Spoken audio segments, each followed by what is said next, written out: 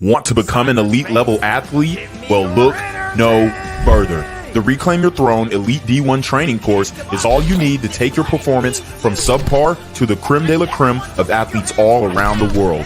The purpose of this course is to give you a comprehensive weight training, speed, flexibility, recovery, and endurance program that is meant to prepare young athletes for collegiate and professional sports. This course is packed with over 2 hours of creative, action-packed lifts narrated and coached by yours truly to assure increased strength, speed, flexibility, recovery, and endurance. Hey, I get it.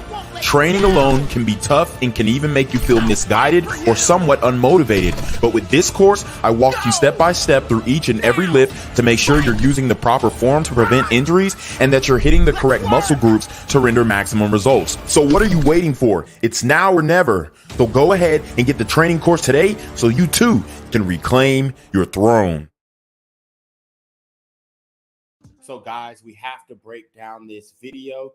We've got a series of videos about the passport kings, and we've got some American women who are dissenters. And then finally, we are going to hear from an actual foreign woman about what she's looking for in these passport kings, in these Western men who travel overseas to court them. So let's get into it. All right, guys. So the next video is going to be a dissenter who it looks like she dreaded her roots and then is kind of letting the ends do what they will. So I'm not necessarily mad at this. What I would say is I don't advise women to dread up, because in order for you to like change your hairstyle, you're going to have to cut your hair. So if you are going to try a dread look, I would say that's the only time I would really advocate for the weaves and stuff, because you don't want to actually dread your hair up as a woman, because you kind of limit your styling abilities. But let's get into it. Okay, y'all, I'm gonna try to make this fast, but I just found out what passport boys. This is the stupidest shit ever. And so I found. Okay, so you see what she's saying. She said it's the stupidest S word ever. Okay, and she's crapping on the passport boys. Now, this is what I'll say. She's on TikTok talking about men and saying that, you know, going overseas is dumb, which doesn't make sense because these women have been getting flued out since the beginning of time, and especially have amped it up since the pandemonium. Y'all know what I mean by that. Uh, Another thing is, she said the S word. She cursed. And if I were to go on TikTok and say, oh, you know, women getting flown out is the stupidest S word that I've ever heard of, then my channel would be banned. My channel would be shadow banned. My channel would be booted to the shadow realm, which we are in as of now. And it's just so unfair because these women can just say whatever they want about men. And when we flip it and start having, you know, necessary discussions about what they're doing, you immediately get throttled in the algorithm. And it's not just TikTok, it's YouTube, it's Instagram, it's Twitter, it's any social media platform besides Rumble. And it's absolutely disgusting because our voices are being limited and they want us to remain unheard, while these women just pile on to, you know, the men. Found out from TikTok. So I ran to TikTok. I did not pass go, so y'all can get my unfiltered response. This is the stupidest shit ever. Y'all done made TikTok pages. Let me explain to y'all. Let me explain to the people that. So look how mad she is. She's using the angry emoji. If men were to say, "Oh, we're angry about women getting flown to Dubai and getting dookied on," like, we would be accosted. We would be called, you know, chauvinist, misogynist, whatever. But what is this? Okay, these women are mad that men are traveling. These women are misandrous, okay, because they hate to see men living their best lives.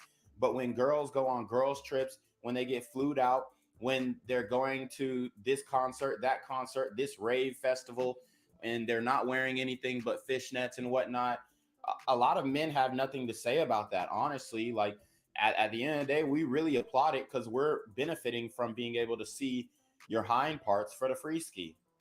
Don't know what passport boys. I'm about to air y'all out. Get ready. Put your coat on. I'm about to air y'all the fuck out. So what, I really ain't even take this all the way in yet. So y'all going to another country to find an easier woman because black women are hard to deal with. We want Okay, so it's not. I keep trying to say this. It's not about black women. They keep saying black women, black women. It's not about black women. It's about Western women. This movement is centered on Western women, not necessarily black women.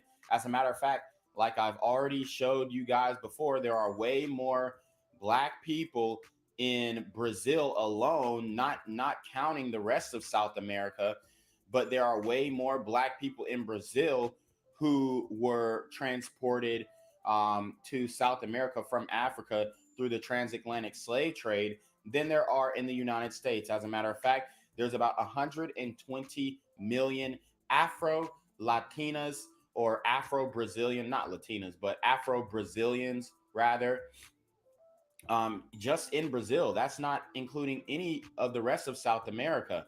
Okay, and I think Brazil's population about 250 million.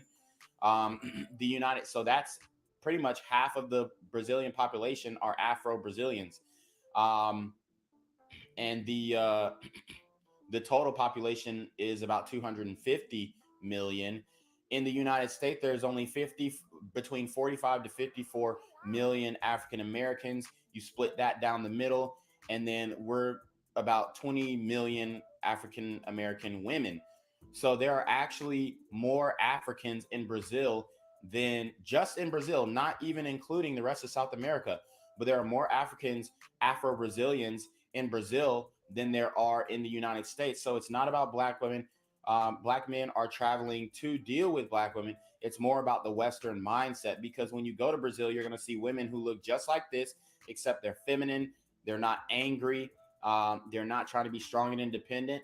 They show that they show their men that they want and need them and want to depend on them, and they want a family. And these women are not, ready for that. They're unbothered, and then they're also coming as single mothers with another man's child who, let's keep it a buck, none of these single eligible bachelors who are black men want to be raising a Pookie's child. We just don't want to do that. We don't want to deal with y'all badass kids. Let's keep it a buck. money, we're tired, and we're disrespectful apparently, right? So Yeah. you go to another country to find an easier woman that needs your money, that needs your passport. So we're going to debunk all of this because the women overseas, although there are some gold diggers overseas, they're way more gold diggers in the United States. Where did they, remember rich and word eight figure? That's my type. That like, bro, come on. What did Cardi B say? Broke boys don't deserve no. I know that's right. Okay, so the women in the States are way more materialistic, way more narcissistic, and they are even bigger gold diggers than the women overseas. The women overseas just want a nice life. I was watching a video from Filipina P, and shout out to Filipina P, and shout out to the Filipinos. I love the Filipino culture. But Filipina P actually was going, doing street interviews and asking the women, hey, how much money do you need a month to live? And I think they were saying between like 10,000 to 30,000 pesos, which ends up being like $1,000 in the States, if I'm not mistaken, a month. So they don't want that much money. They just want a livable wage where they can, have children comfortably and be able to provide and be provisioned for. So these women are not gold diggers at all by any stretch of the word. But she's trying to depict these women as gold diggers. And what happened to stop bashing women, stop bashing black women? Because, like I said, there are more black women overseas than there are in the United States and even all of North America. So that's where the black men are going to deal with other black women who are actually feminine and who have kept their grace. But she is over here bashing those women, saying that all they want is money, da da da da, whatever. And that's actually the reality for Western women, because if we go on a street interview and ask, hey, what would you rather have, a 9 to 5, a scammer, or a drug dealer?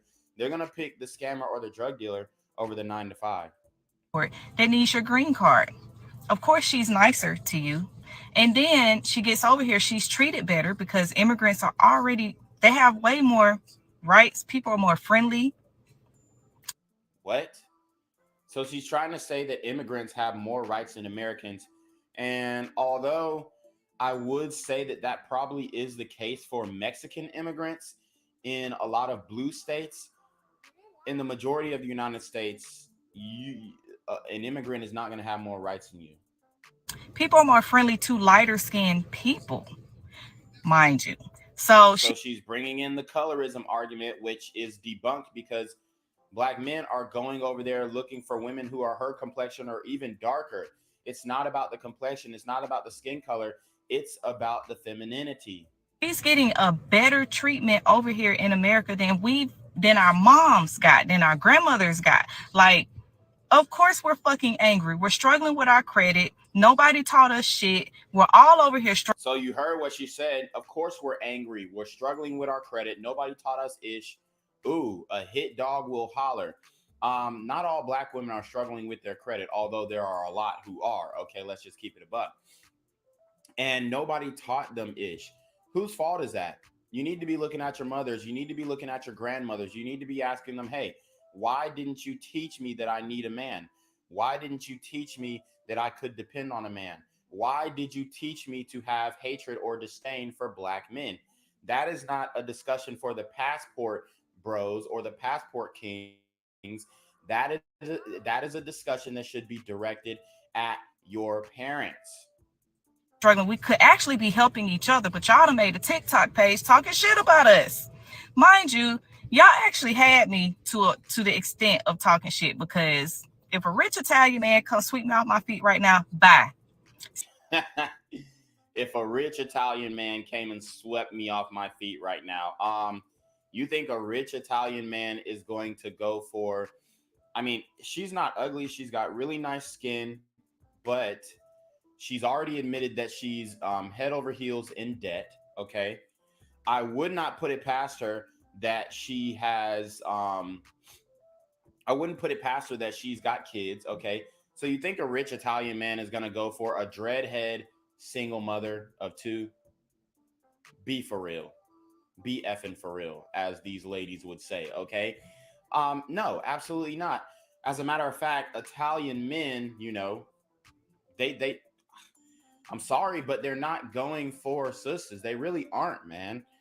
If you look at all of the dating app statistics, OK Cupid, Tinder, the only people who are really swiping right on the sisters are other black men, but they have alienated a lot of black men. So that's the issue. And I'm not saying that it's impossible for sisters to date IR and whatnot.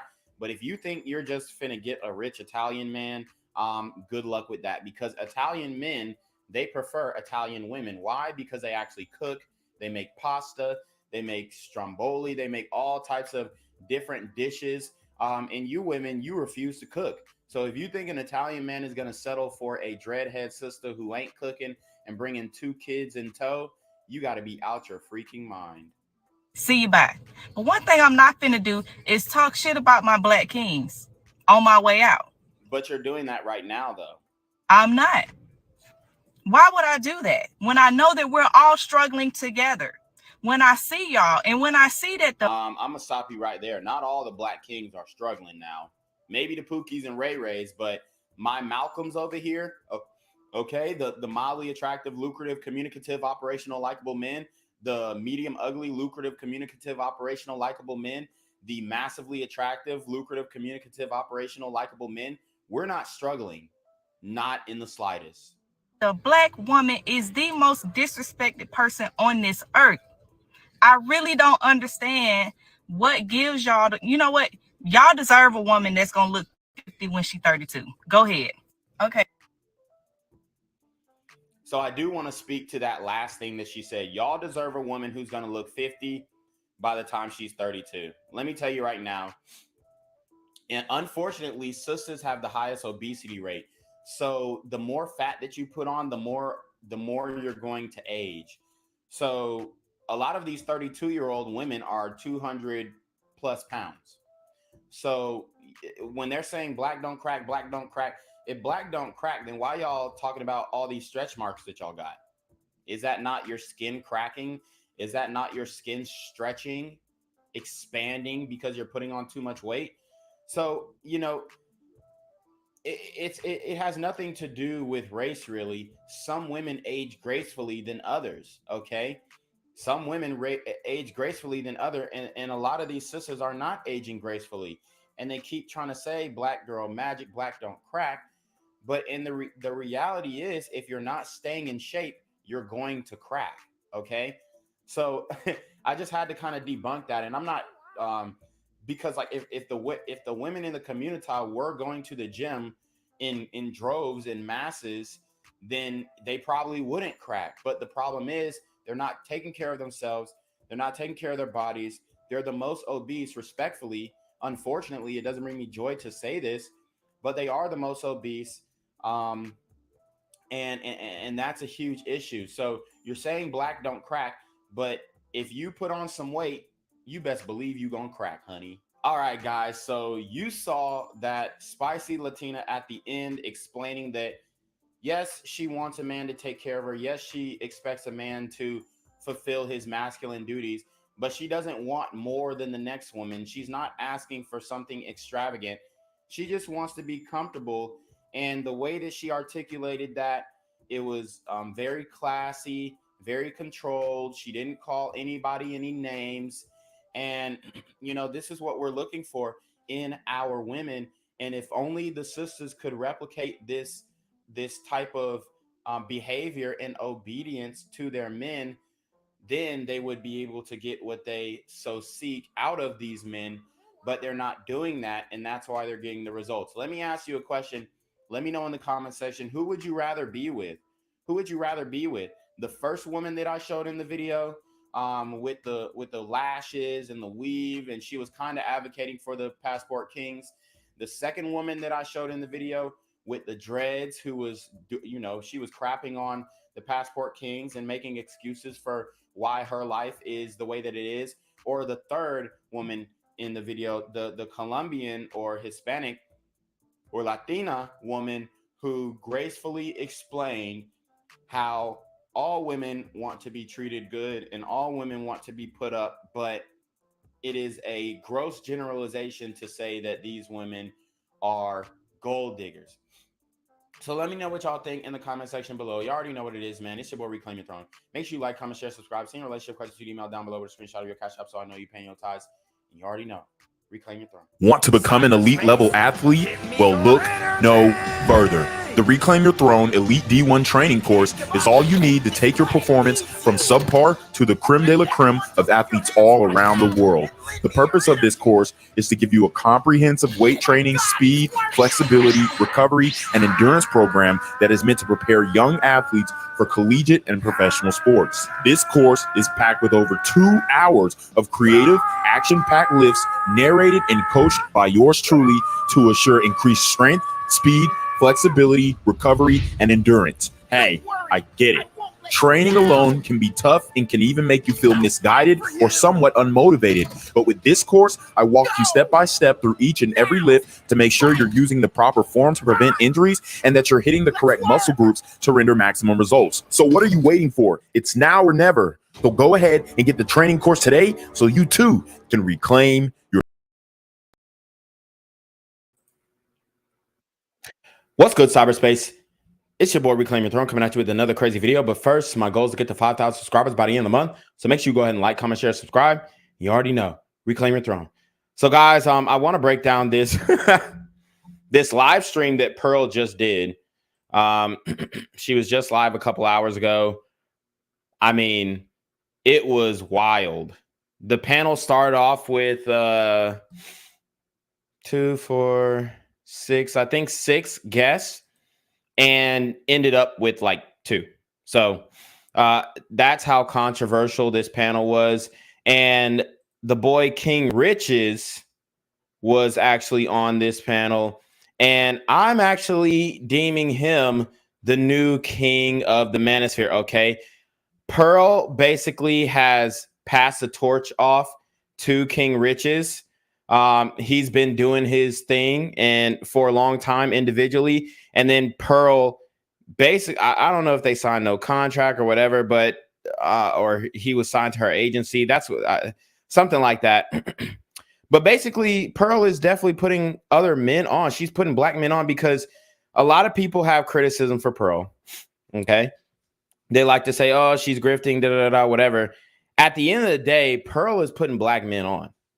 She really is. And she is giving not only black men, but black women a platform to speak about dating and relationships.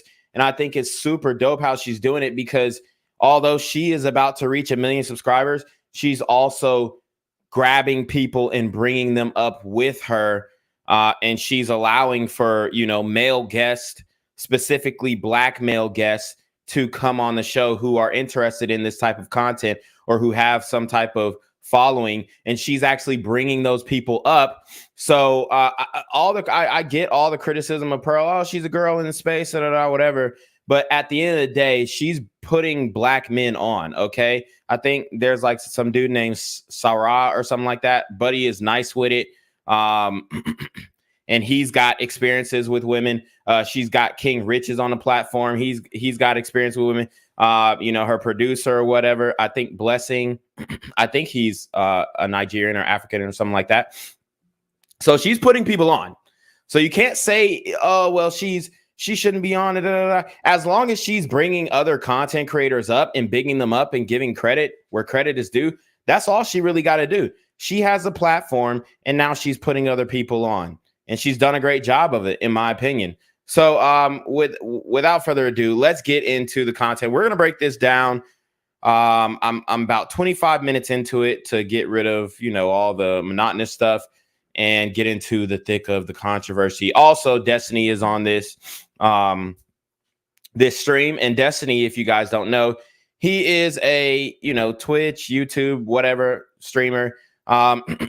Basically on the left, he's more of a liberal, but I will say that I do enjoy his content sometimes. I disagree with a lot of the things that he says, and obviously his sexual orientation.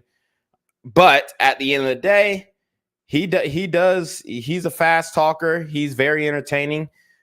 He's quick-witted. He's witty. I think Satan the Sitter cooked his ass up though. But other than that, he's solid content creator. So let's get into it. Well, with me, I'm different, because if I'm gonna wear a short skirt and something sexy, I'm always gonna wear it with my man. Mostly I wear it at home, but if I want to go out and I say to him, "What do you think about this?" And do you know what? What Destiny said, what we've been saying is just normal. And I fuck with Auntie, but oof, I mean that image of like something sexy, it's just like, nah, you know what I'm saying? We'd like to see you in the grandma role. We don't want grandma to get sexy. Normal respect for each other. And I respect him and his decisions and his opinions, and he will respect mine. So it's not like I'm blindly following where he wants to go, because if he wanted to go somewhere or talk to certain people. So basically they're answering the question, who has the final say on the relationship? And it's about to get heated quickly, y'all. Like, it's going to go from 0 to 100, nigga, real quick. Well, I've said to you in the past, you know what? I don't like your friends. And as a man, I will say, I'm not going to say don't go out with them. I'm saying this, watch out for this. This is what I spotted. This, and this. And I'll let him go ahead. And eventually he will know, you know what, you were right. So it's just about respect. But I find that these modern people now, they don't have the basic respect for each other in the 100. relationship. So what happens in 100. like lesbian relationships then? I don't know. Okay, I can tell you what happens in lesbian relationships. Oh shit. Damn, choked on my shit. But lesbians have the highest rates of domestic violence. I wish somebody would have pointed this out on the pod. I don't think anybody did. But what happens in lesbian relationships is there is a power dynamic going on, okay? There's a power dynamic. All right? There's a battle for dominance. They're not just, unanimous decision. No. they're fighting too. As a matter of fact, they're fighting more. Okay. They're fighting more. And let me pull up the data on this while we keep watching. No. Well, again, like I think to be clear, everything that was said, the man says, everything that was said is fine for relationships. There's not like a masculine, feminine. Like what you started talking about, you're going to talk to your partner. You're going to make sure that they understand where you're coming from. Hopefully, you love each other and you know each other. Hopefully, you both have each other's best interests at heart, and then you advise. But on I just that. think at the end of the day, someone wears the pants. Like someone's leading and someone's following. It's like no. And sometimes it's reversed. But at some point, like you have to trust someone's leadership. That it's going to depend on the domain that you guys are experts in, right? So you said you were a mechanic, right? So I'm guessing that traditionally men are going to have the say over the car because men tend to know. But I'm guessing you probably know more than your husband does, right? If he comes back with a 50-pound bill for blinker fluid, you're probably going to. But you know you're probably going to make fun of him, right? But you know something, right? Mm-hmm. As Pearl knows, and as you most probably know, yes, I'm a mechanic, but he's more stable-minded than me. And as you know from the shit car that I picked you up in. Right? Because I must have been having a blind, non-mechanic feminine moment where I just went in and asked for the cheapest car with 4 doors, and you saw it. The car's a piece of shit. It's for somebody single. It's not for somebody that's got 3 grandchildren, because 3 grandchildren. All right, so this comes from the BBC, pause, which actually is apropos to this podcast, which is being filmed in the UK. And it says, is violence more common in same-sex relationships? This was a study that came out in 2014. It says a study in the U.S. suggests that same-sex relationships suffer higher levels of domestic violence than heterosexual ones. Why is this, and how are Americans dealing with the problem? So we're not going to get into this long article, but I'm basically you see what's going on here, okay? And more of that is coming from the lesbian community, not the homosexual males. He feels the car. But whereas he hasn't seen the car yet because I didn't discuss it with him. And he's going to look at me and say, why did you get that car? Yes, I could take it back. But I've decided to punish myself for being such a stupid woman and choosing such a stupid car when I was. Sometimes I don't know what the fuck Auntie be talking about. Feeling in my most feminine moment. So, yeah, I can do that. Mm-hmm. But whereas, even though I'm a trained mechanic, my nails, and there's certain things that he will do in the car. No, I won't say that. Most of the things he will do. I always say your brake light needs doing, but he expects me to do the brake light because I'm trained to do just the brake light. I'm just saying that in every relationship, like both sides are going to know more things than the other side. But like, so there are going to be some things where the husband is going to have like the grand authority, but not because he's the man, but just because that's the stuff that he knows about. The woman has like the authority because she knows about. Like, I agree with you, but the last decision, you see, with me. We would discuss stuff,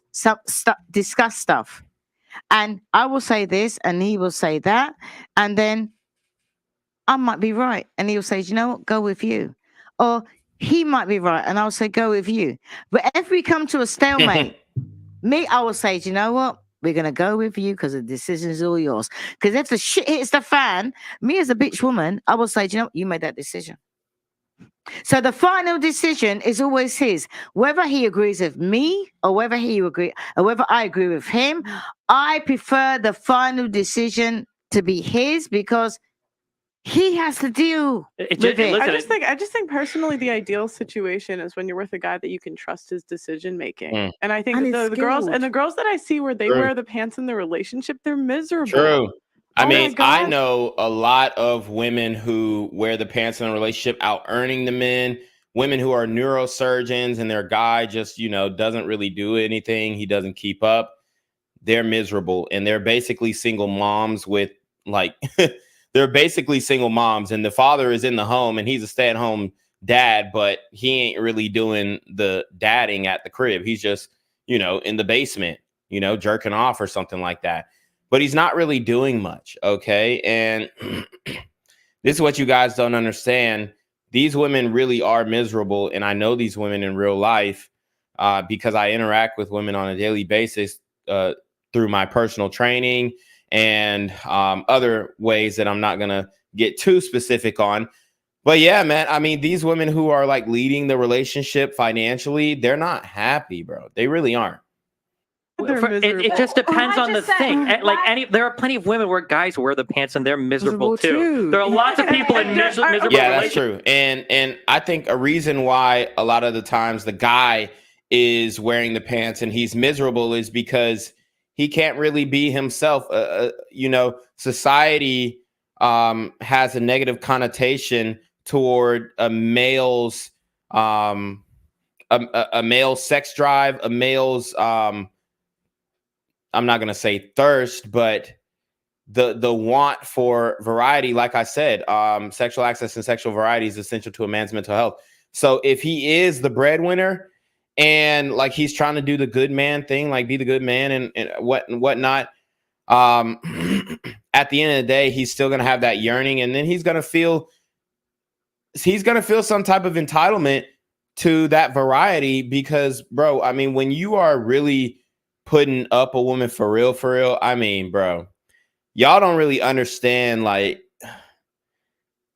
when you are paying for yourself and somebody else to live, that's one of the biggest things that you can do in life. One of the biggest decisions that you can make is to provide for somebody else. And women don't have that burden of performance.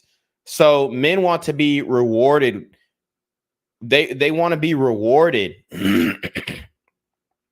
Like, we want to be rewarded for doing that. But if our reward is, chore sex, then it doesn't make it seem worthwhile. That's why you have a whole bunch of guys going MGTO dub. That's why you got a whole bunch of guys going SYSBM. So you got a whole bunch of guys going passport bros, because they're realizing that, hey, man, why would I just be with this one woman and I'm essentially going to have to take on all the burden and I'm not going to get any type of, I'm really not getting nothing out of it. A lot of times guys aren't really getting anything out of it.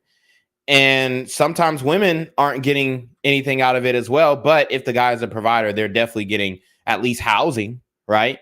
I mean, it's a big deal for a man to take on somebody else and take care of them in 2023. That's a big fucking deal. And that's what women want men to do in this day and age, even if they say, oh, equality and all this kind of stuff.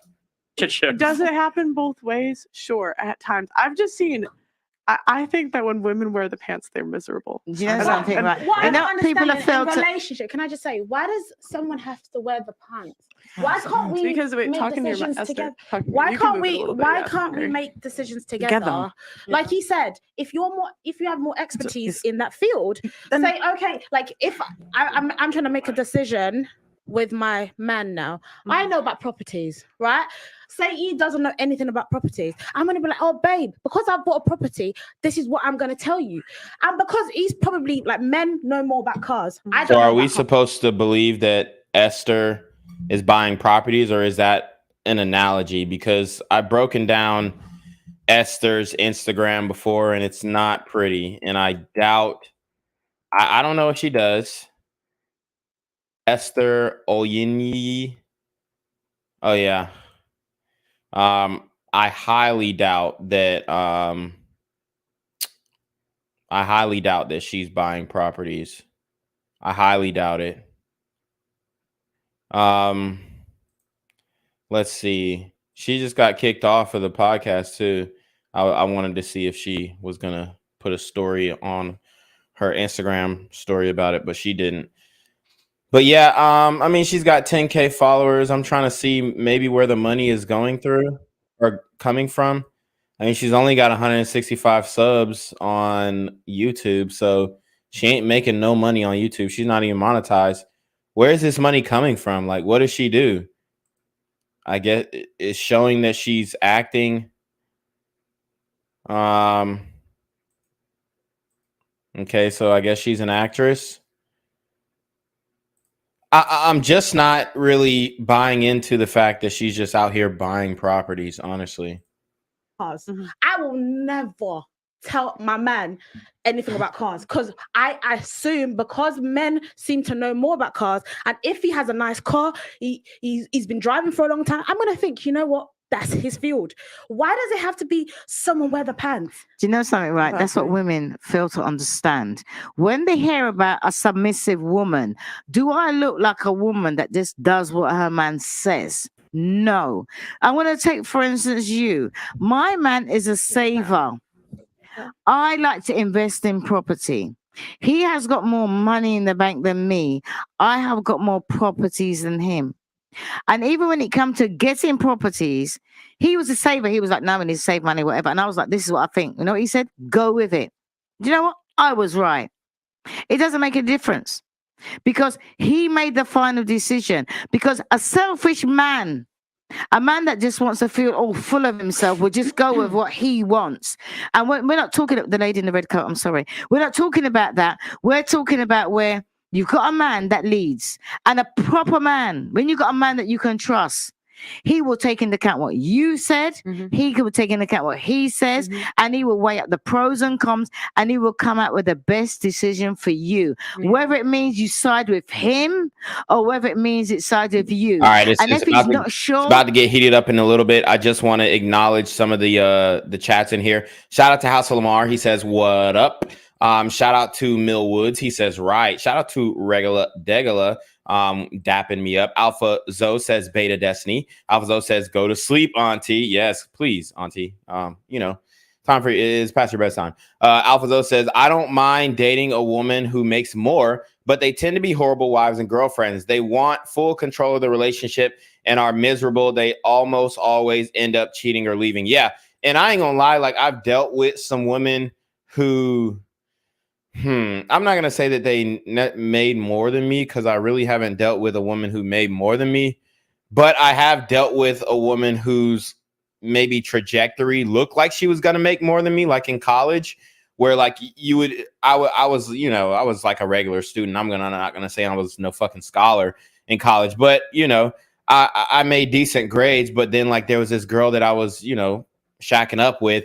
And she was like fucking honor class this, honor class that, you know, multiple scholarships to study abroad, all this kind of stuff for like each semester. So her trajectory looked better than mine, but did she make more money than me? No.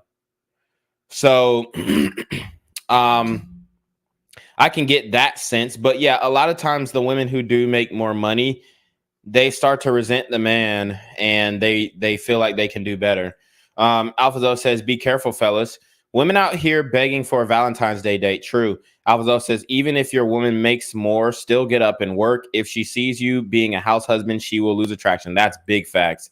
Alphazo says, you better make some work, bro. Alphazo says, women are making more than a lot of men early in life, still keep masculine frame and don't be a pushover. Yeah, a lot of women between their 18 and 35 range, they are getting to that bag. I'm not going to cap. But then men start to, you know, edge up there around 835.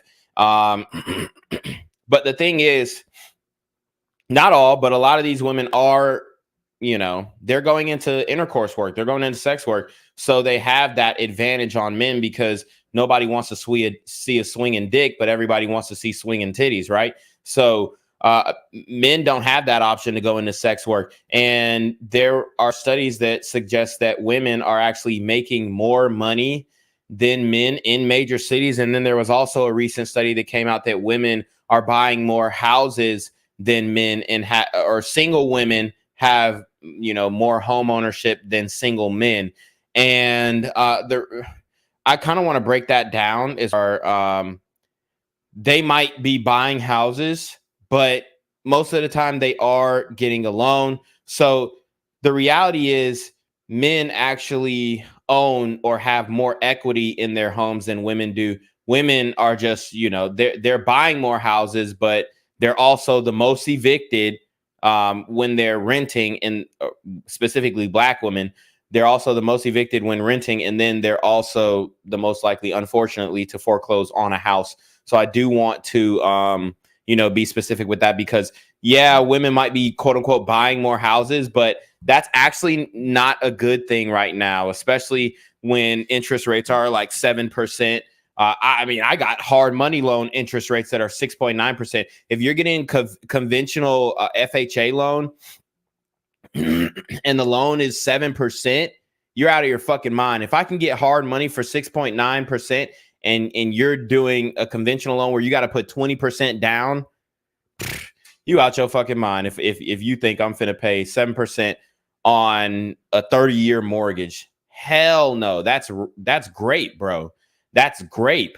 And a lot of these women are signing up for these mortgages just to be like, ooh, I'm a homeowner, but they don't even understand like when to get in, the interest rates and how important that is. And, you know, how important it is to get a fixed rate mortgage instead of an adjustable rate mortgage. They're not even comprehending that. They're just going in, ooh, you know, here are my tax returns. I got my good corporate job, or I got my good city job, and I'm going into the bank and I'm showing them my tax returns and I got the money to put down on a house. And then, you know, they're wondering why they haven't been able to pay off the house 25 years later. And it's because your interest rates are at 7%. And that's when you bought into the market. And men are like, nah, I'll wait. Okay. Or they're just buying it cash. Okay. Because I work in the real estate industry where people buy properties cash. And the people who are coming and buying these property cash are men. They're not women at all. Okay. I mean, there are some women for sure. And I respect the hell out of the women in the real estate industry who are making it work. But most of it's a male dominated industry when it comes to investing. Now, these women might be buying these houses and getting a mortgage on the property, but they are the most foreclosed on, and they are, you know, they hold the most debt. So that's why they hold the most debt, because they're buying when it's, you know, not opportunistic to buy. Let's see. Alphazo says, why can't, and then they're still crying about a gender pay gap. Can you believe that shit? Alphazo says, why can't we make decisions together? Terrible advice. It never works out. He also says men should be the final decision maker. Take her advice only if she specializes in that field of expertise. Facts. Alphazo says she gets flown out and skeeted on. She ain't no boss, referring to Esther. He says, okay, let auntie cook before her bedtime. She making sense again, right? Night-ish says, salute at Reclaim Your Throne and chat room. Shout out to Night-ish. Alphazo says, very true. Women own 70 to 80% of the debt. Most evicted and tend to try to keep up with the Joneses, which sends them on the path of poverty. All that women have high net worth is only between age 18 and 30. Right. He says they signed for the mortgage so DeAndre and Pookie can move and trap drugs. Yeah, I mean, that's real. That is definitely real deal thing. All right, so let's keep going. He will either say, you know what? If he's a stubborn, big-headed, bullish man, he would say, you know what? My name rules, so I'm going to go. No, when I was talking about buying a property, my man didn't agree with me. And I explained, you know what, this. But it seemed like an impossibility to him in his mind as a natural saver. But he was like, you know what, go for it. Now we've got the properties. He's got the money. I haven't got no money. If I need money, I'll go to him. But on paper, I've got more money. But in reality, he's got more cash. So you just don't go with a man just because a lot of women think that, oh, I might know more. And guys, I advise you to have more assets and more liquid on hand than your woman. You always want to have more money. You just want to be doing better in life than your woman. That's why you should date younger women, so that, you know, you can pretty much fend off that possibility that, hey, you know, she might just hop ass on OF. At least I have something established right now, so that she'll see that, you know, she has to follow my lead in order to succeed, because that's how the relationship is going to succeed. Okay. About this, but he's the man. He has to make the final decision. That's lack of respect. Oh, I like that. Alpha Zo says, welcome to the throne room. Okay. That's hard. I fuck with that. Oh, say like If a man respects you, he will take into account your decisions, your research, your qualifications before he makes the final decision. And if a man is going to go with all your knowledge, all your experience, all your decision making, and what you've been doing for a lifetime, and go against it, but don't you think he's not the right man? Don't you think you're talking about skills in a man that is a man that has lived, a man that's matured, a man that has had relationships, learned about himself and others? We're talking about men in their 20s and 30s that have yet to become. Exactly. And I think so we cannot have the same attitude at all. You're talking generationally completely different. And that's why you date older men as women. I've already said this before. The women in elementary school were looking for the middle schoolers. The middle school women were looking for the high schoolers. The high school women were looking for the college guys. The college women are looking for grad school or athletes or whatever, you know, celebrities, okay? Or guys who have already got their lives established.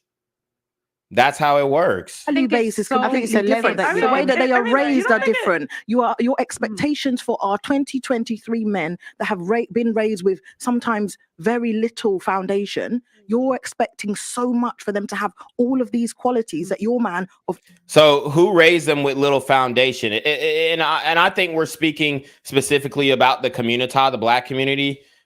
Who's raising them with little foundations? Who's alienating the father so that he's not involved in the child's life? Who's doing that? So we don't. This is what we're not, you know, talking about.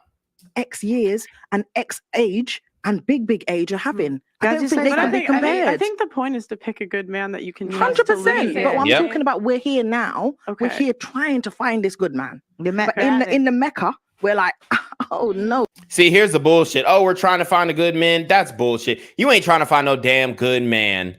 You ain't trying to find no damn good man.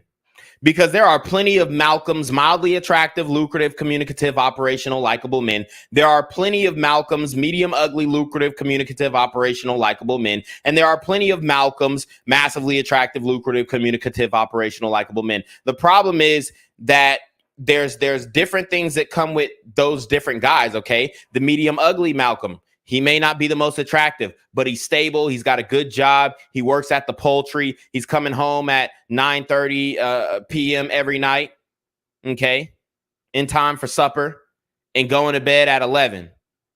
His life is pretty much the same thing every day, but he treating you right. He know how to love you. He know how to eat that coochie. He's sucking toes and all that, but he a little ugly.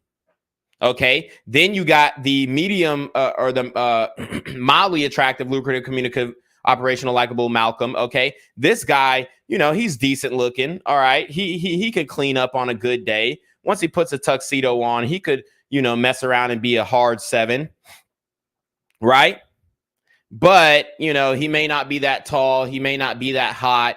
He's just mildly attractive. You know what I'm saying? Like he has either or. Either he's really tall and not that cute in the face, or he's not that tall and then he's got a nice face and a nice body. He's just, you know, average. Okay. Mildly attractive. Then you have the massively attractive, lucrative, communicative, operational, likable man. And this guy, he's non-monogamous. Okay. And he has everything you want. He's got the money. He's got the status. He's got the bread. Okay. He taking you on trips. He's flying you out. He's doing all that. Okay.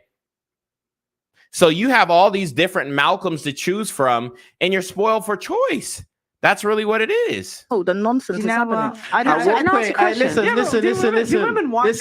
Hold on. I've been listening to, like, I haven't even said nothing for ages. Yeah? Like, at the end of the day, it comes down to who you pick. Yeah. 100%. It comes down to who you pick. So you can say all of this, oh, yeah, we're trying to find these good men. At what age are you trying to find these good men? And where are you trying to find them? Exactly. And that was a great question that King Richez brought up. Dude, King Richez is the new king of the Manosphere. The thing is, the guy's authentic, okay? He's buff. Matter of fact, we're going to go to his Instagram just to show bruh some love.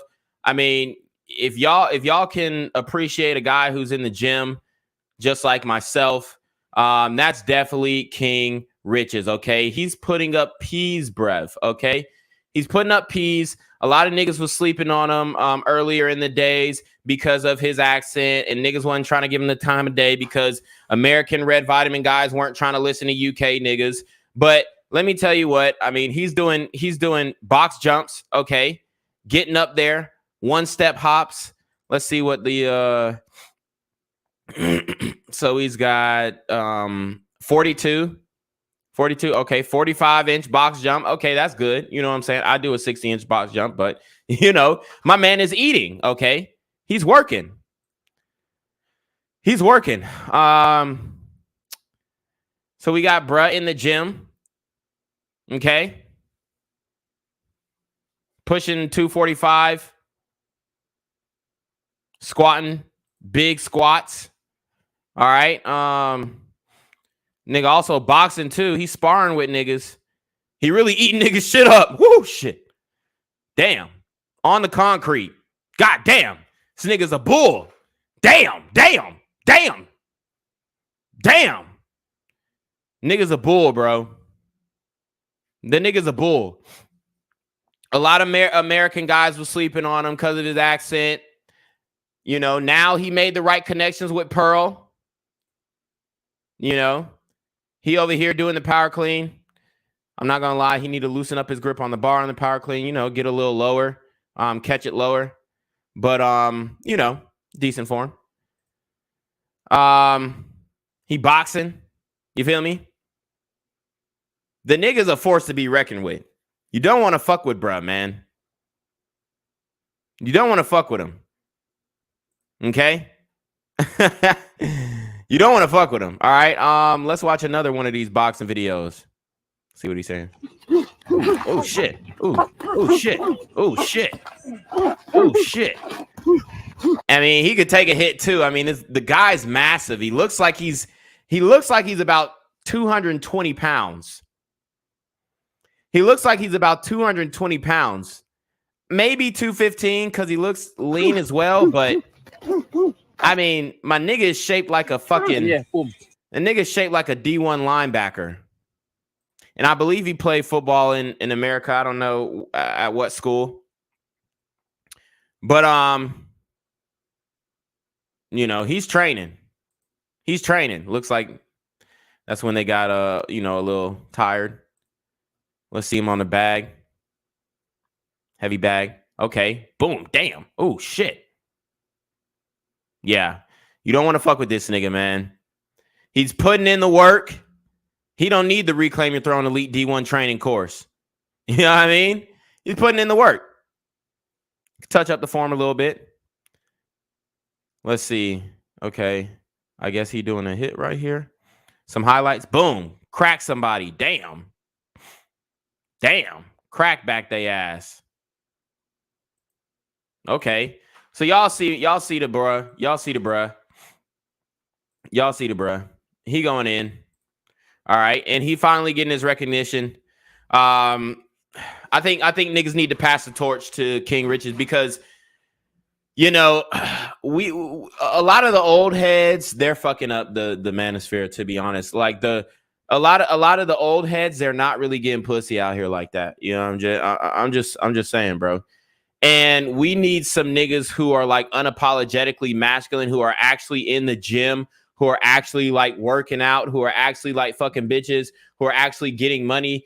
Like, we need to stop putting niggas on who, you know, been in fucking 50-year marriages or some shit. It's just like, okay, yeah, we can listen to what they say and whatnot, and they can be the theologians and giving wisdom and whatnot, and that's fine. But I just see too many old heads speaking on something they have no fucking idea about. Like, they're talking about modern women, and they ain't touched a modern woman since the 1970s, my nigga. Like, their wife is 52 years old, bruh. So I think we should be taking guidance from the young crowd. They just need to go ahead and pass the torch to the young niggas because, you know, I definitely think King Richez probably has like one of the best shows in the red vitamin space, if I do say so myself, when it comes to like bringing on women to his platform. Say something, King Richez. Yeah. Right? You're saying about picking.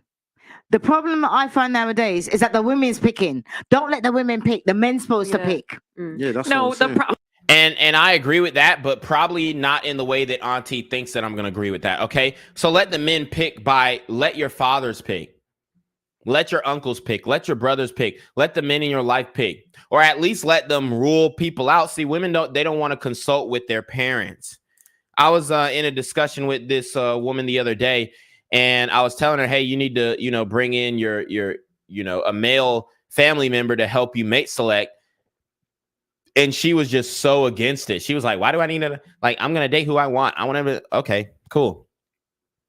Now you're wondering why you are single. It's that simple. It is that simple. Okay. Right. The problem is that it's what Camilla. Yeah. The problem is At 25, there are no men like this. Okay, if you're a 22-year-old woman, you're not going to find a 25-year-old guy that's ready to take charge and lead everything. That's not true. No.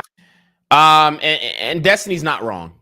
Destiny is not wrong. I mean, at 25, yes, you can have some men who are in the position to take charge. It's not many though. Okay. Me personally, I matured a lot faster. And I had my own by 25. Like I had my own house. Like I had multiple properties. Like I had situations lined up for myself outside of college. But most guys at that age, they aren't going to have shit, and they're not in a position to tell nobody anything, let alone a woman. So I think that's where the disconnect is coming from, because you have a lot of purposeless guys with no direction, and then they're trying to lead a woman, but it's like the woman's like, oh, where are you leading me? And I'm not going to just submit to no old man. And my thing is, and this is where the accountability comes back onto the women. If you chose this man and you laid down with him, meaning you spread your legs, you let that nigga pap you out, and you did not have trust in him at least to lead you to greener pastures, whether it be on some money shit or whether it be on some lifestyle shit, whatever it is, maybe on some emotional shit to fulfill your emotional needs. If that man was not able to lead you to greener pastures, then then you chose wrong, and that's up to you. And you shouldn't have opened your legs unless you knew and were confident that that man was going to be able to lead you, because a lot of women are just fucking because they think the nigga is cute, but then they're getting mad on the back end talking about, oh, I wasn't going to follow him. I shouldn't have followed him anyway. And it's like, you shouldn't have slept with him in the first place if he wasn't fit to lead, if he, you know what I'm saying? So That is not true. That is absolutely true. That's absolutely true. No, I'm so sorry. No. I know there are a lot of children on this panel, God. but you're not going to find a 25-year-old guy that has all of it. When the average kid gets out of school today at like 22, 23 years Not in old, England. No. you thinking, when in England you finish college? But wait, 18? No, you don't. University? University, No, 25. University. Oh, I'm sorry. We call it different things in America. Yeah. If in university. yeah, I mean, most people, they're getting out of university 22, 23 years old. UK or United States. If you finish that at 20 or 23, there's no way.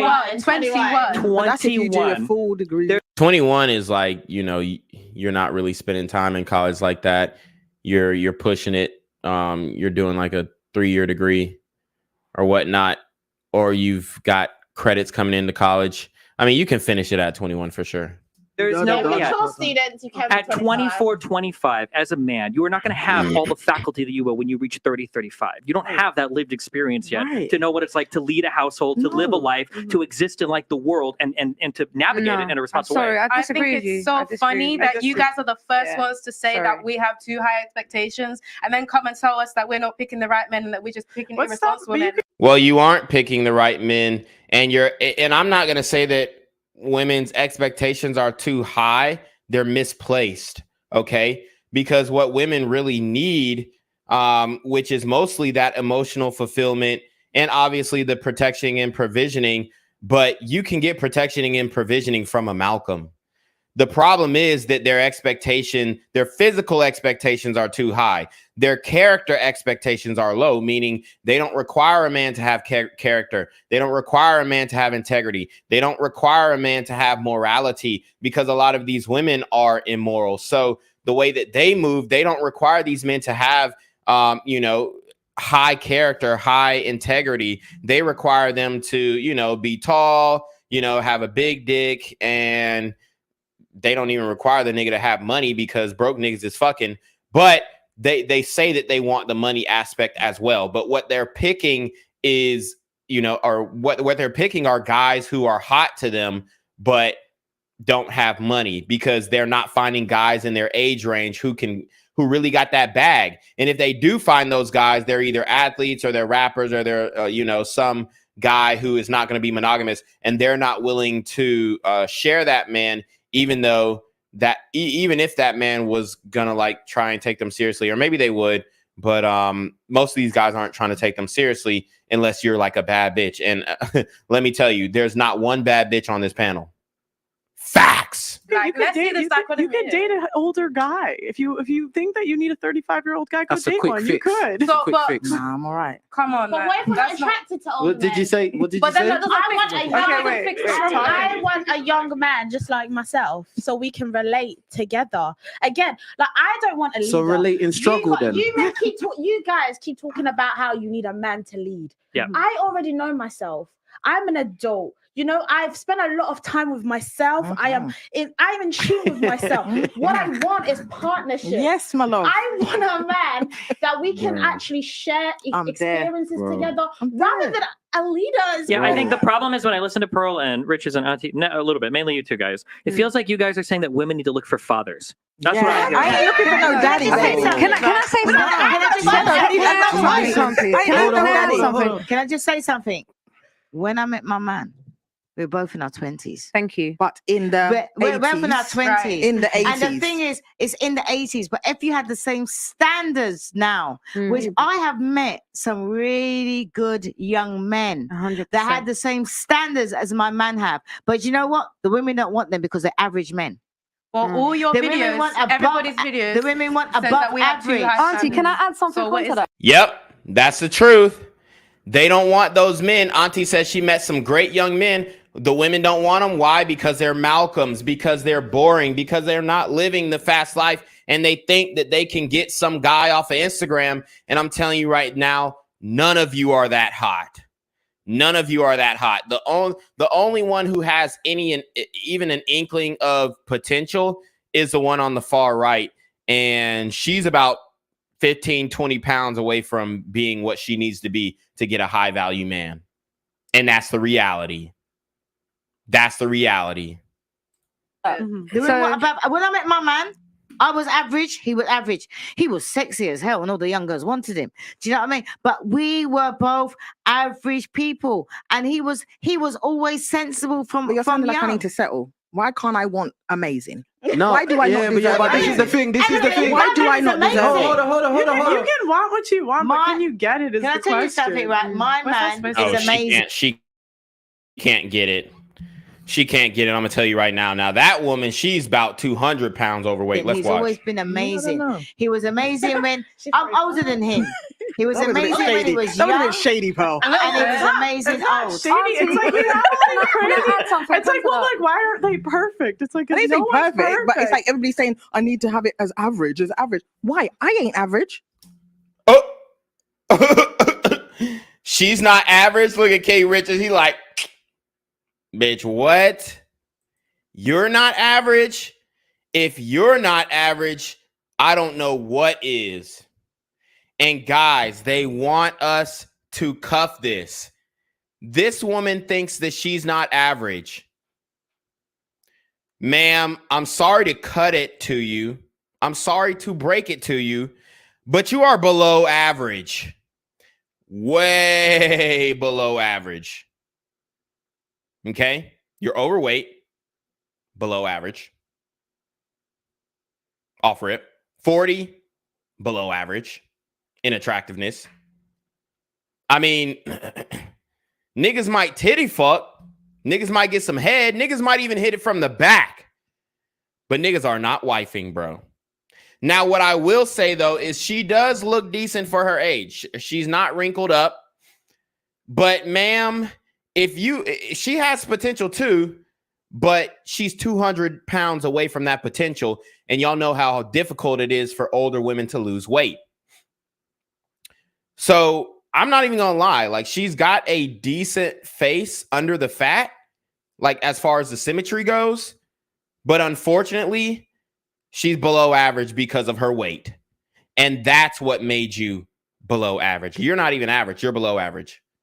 Looks like she keeps up with herself, but hey, it is what it is. Men don't give a fuck about no clean fat bitch. You're still fat. I am not average. I'm going to let you know right now. What makes you not average? Because if I look at my age mates, my successes... Her age mates. So now she's looking at the women that are her age.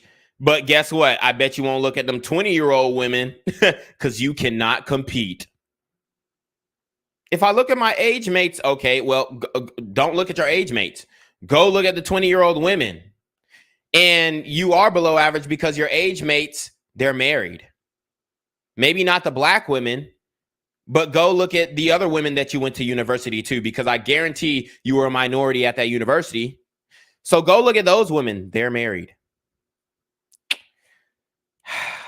Okay. And they want us to cuff this. Let's listen up. My achievements, my personality, my drive, my motivation is unmatched. Can I just say something for once? Are you a single parent? I am a single You're parent. average. I'm average. I'm average. You know, but can you ask me? No, but can you ask me why I was a single parent? No, can you ask me why I'm a single parent? I'm a divorcee first. I'm a divorcee from a man. You know, I was a single parent. But you assume why I'm a single parent. You think I just woke up and I. It doesn't matter. You're a single parent. You see, men don't give a fuck about the explanation. Yeah, if a nigga is trying to be big stepdaddy, he might give a fuck about the explanation. Oh, well, how did you get to this point? But at the end of the day, you got a kid, you got a kid. You're automatically ruled out. If you have a kid, you have a kid. You're donezo. You're below average, ma'am. Accept it. Lose the weight, and maybe you could be above average in your age group, but you'll never even be average attractiveness anymore. That time has passed. You'll never be average attractiveness anymore. That time has passed. Your arms look like my thighs. Your arms look like my thighs. Your arms are as big as King Richez, if not bigger, and they're full of fat. King Richez is probably like 14% body fat. His arms are full of muscle, and yours are bigger than his. And he works out every day. That's not cute, mama. You're overweight. You are below average. Point blank. No fat bitch can claim that she is above average or even average. No, you're below average. The rating scale doesn't work like that, ma'am. The rating scale doesn't work like that. It's what are you, 0 to 10, okay? What are you 0 to 10 on attractiveness level? Well, for a woman, you factor in the boobs, the face, and the ass, and the hip to waist ratio if they're in shape, okay? So you get points for having tits, you get points for having ass, you get points for having a pretty face, and then if you're in shape, you get points as well. If you're not in shape, your points get taken away, and your titties and your ass don't even matter because you're not in shape, so you're just fat. So it doesn't even matter that you got a fat ass and big breasts. It's like it doesn't matter because your stomach's fat. Okay, your stomach's fat. You got titty do where your stomach stick out more than your titties do. Okay, that's an issue. That's an issue.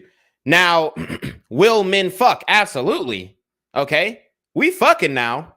We running up through. I mean, if she bending over, I'm sure that ass looks fat. Okay, and niggas like fat asses from the back. But then when you get up and your stomach is drooping over your pussy, then it's it's like, ugh, my dick's soft now. So that's all I'm saying. Could she provide a nice tit fuck? Yeah, hell, probably. Right? Does she got some decent mouth? I mean, her face ain't too ugly to get some mouth from. She got clear skin, clear face, drawn on eyebrows, but it works for some top. Okay. I know niggas who run through there, but to cuff, no. Especially at 40, no, ma'am. Bread, and I'm a single mom. That's not how it happened. I'm not assuming I did all that. I did all that. I had my child in. Oh God. Look at this. Look at this back fat that's leaking out. I'm gonna rewind this and go slow motion. Look at the back fat that's leaking out. Jesus, hold on. And I'm a single mom. That's not how it happened. I'm not. I did all that. Woo! Look at the back fat. The back fat looks like it's part of the titty. This is a whole you could just. The back fat looks like a part of the titty, dog. Oof. And then she's got it pressed up in these high-waisted pants. Bitches be wearing high-waisted pants to hide their stomach. Ma'am, how can you think you're above average? It's absolutely insane.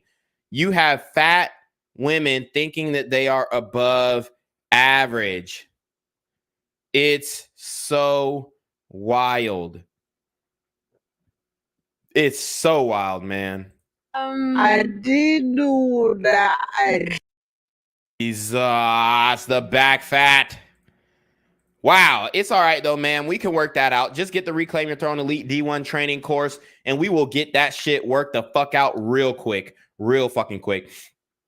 All right, let me get to some of y'all's chats. Let me get to some of y'all's chats. Dream Chaser Productions DC, wait on it, says 2 legends, Quarantine on a King, Richez, this show about to be 5 big facts. Alvazo says 60% of black men are at least middle class or higher, but they complain that men aren't financially attractive. We broke and dusty. Exactly. And black men are only out earned by white men by, about $7,000. Okay. We're not even that far away from white men. And the reason why black women think black men are dusty and all this other shit is because they're dating like the Pookies and Ray Rays, because that's all that they're attracted to. But if they would date like some high class, upper echelon black men, or even middle class black men, the Malcolms, the mildly attractive, lucrative, communicative, operational, likable men, or the other Malcolms, the medium, ugly, lucrative, communicative, operational, likable men, if they would give these guys a chance, then they would see that these guys aren't so dusty. Okay, these guys aren't so bootleg. These guys aren't so busted up. These men are out here and they're grinding and they are working and doing the right things in order to ensure their future. The issue is these men are dating out. These men are becoming passport bros. These men are becoming SYSBM. These men are becoming MGTO dub. So that's what's happening. It's not that there aren't enough men. They're just walking away from y'all, respectfully. But if you have 30% of African-American male college graduates who are dating out, and it's probably going to increase with the passport bros movement and all this other IR dating movement stuff. It's incumbent on you guys to keep black men interested, and they're not really doing the best job of doing that, especially when you are a overweight 40-year-old woman and you're claiming that you're above average. It's absolutely insane. Nightish says 3% to 5% is upper class, 12% is middle class, so 80% to 83% are lower class. They love broke dudes. They can control and cheap liquor. A so-called high-value man they feel is controlling. Facts, because high-value men implement rules that these women don't want to follow, so they go to broke men to be able to control the situation. But the reality is, the broke men, the reason why they'll date the broke men who are super hot, and these broke men who are hot are still going to cheat. So if you want a hot guy, then you might as well get a rich hot guy who's going to cheat rather than a broke hot guy who's going to cheat. Nightish says no, he's cool, and the broke hot guy is more likely to get STIs and STDs than the rich hot guy. Okay. AlphaZo says put in the work and the results will follow in time. He also says I think he did a collab with Fresh and Fit in London. Yes, he did. King Richez. It was a good video, so y'all go check that out. Nightish says he did. He talked about it. AlphaZo says, my UK bruvs be dope. I don't know why the UK girls disqualify them so frequently. Wow. Yeah. AlphaZo says, why that offensive guard next to him want to match with Richez, right? Nightish says, Pearly Things is sick, or so she says. He says, yes, it's a whole new world. He also says, it used to be arranged marriages. AlphaZo says, the old heads be scared to mentor us young bulls, SMH. They want clout and recognition, but be married or committed. Not all, but most. Right. 1204 strikes back, says King Richez said he played NCAA college football in America. What team/college did he play for? I'm not sure. AlphaZo says I took off at 21, but I didn't mature to know my worth until 25. Romare Dubois says he's correct. AlphaZo says they don't act on or seriously pursue those expectations until they decline it and becomes attainable. Romare Dubois says the first mistake Destiny is making is trying to tell 4 women about manhood. They are going to just naturally doubt him because women never had an argument that they think they should lose. Right. AlphaZo says most girls are a Lizzo or Lotto chasing after a married 21 Savage. Right.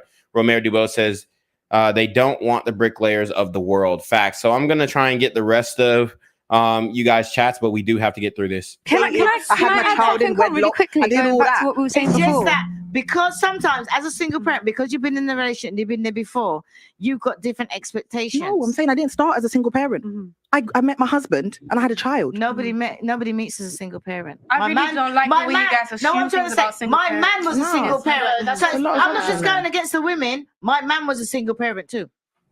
My man was also a single So parent. does that make her average because she's a single parent? Guys, why is average an insult? What is so wrong with being I ain't here to be average. Yeah, there's nothing wrong with average. There's nothing wrong with my Malcolms, my mildly attractive, lucrative, communicative, operational, likable men. There's nothing wrong with my my medium, ugly, lucrative, communicative, operational, likable men. So we're gonna have to stop that talk right there. Guys, can I add something? Wait. There's how many people in here?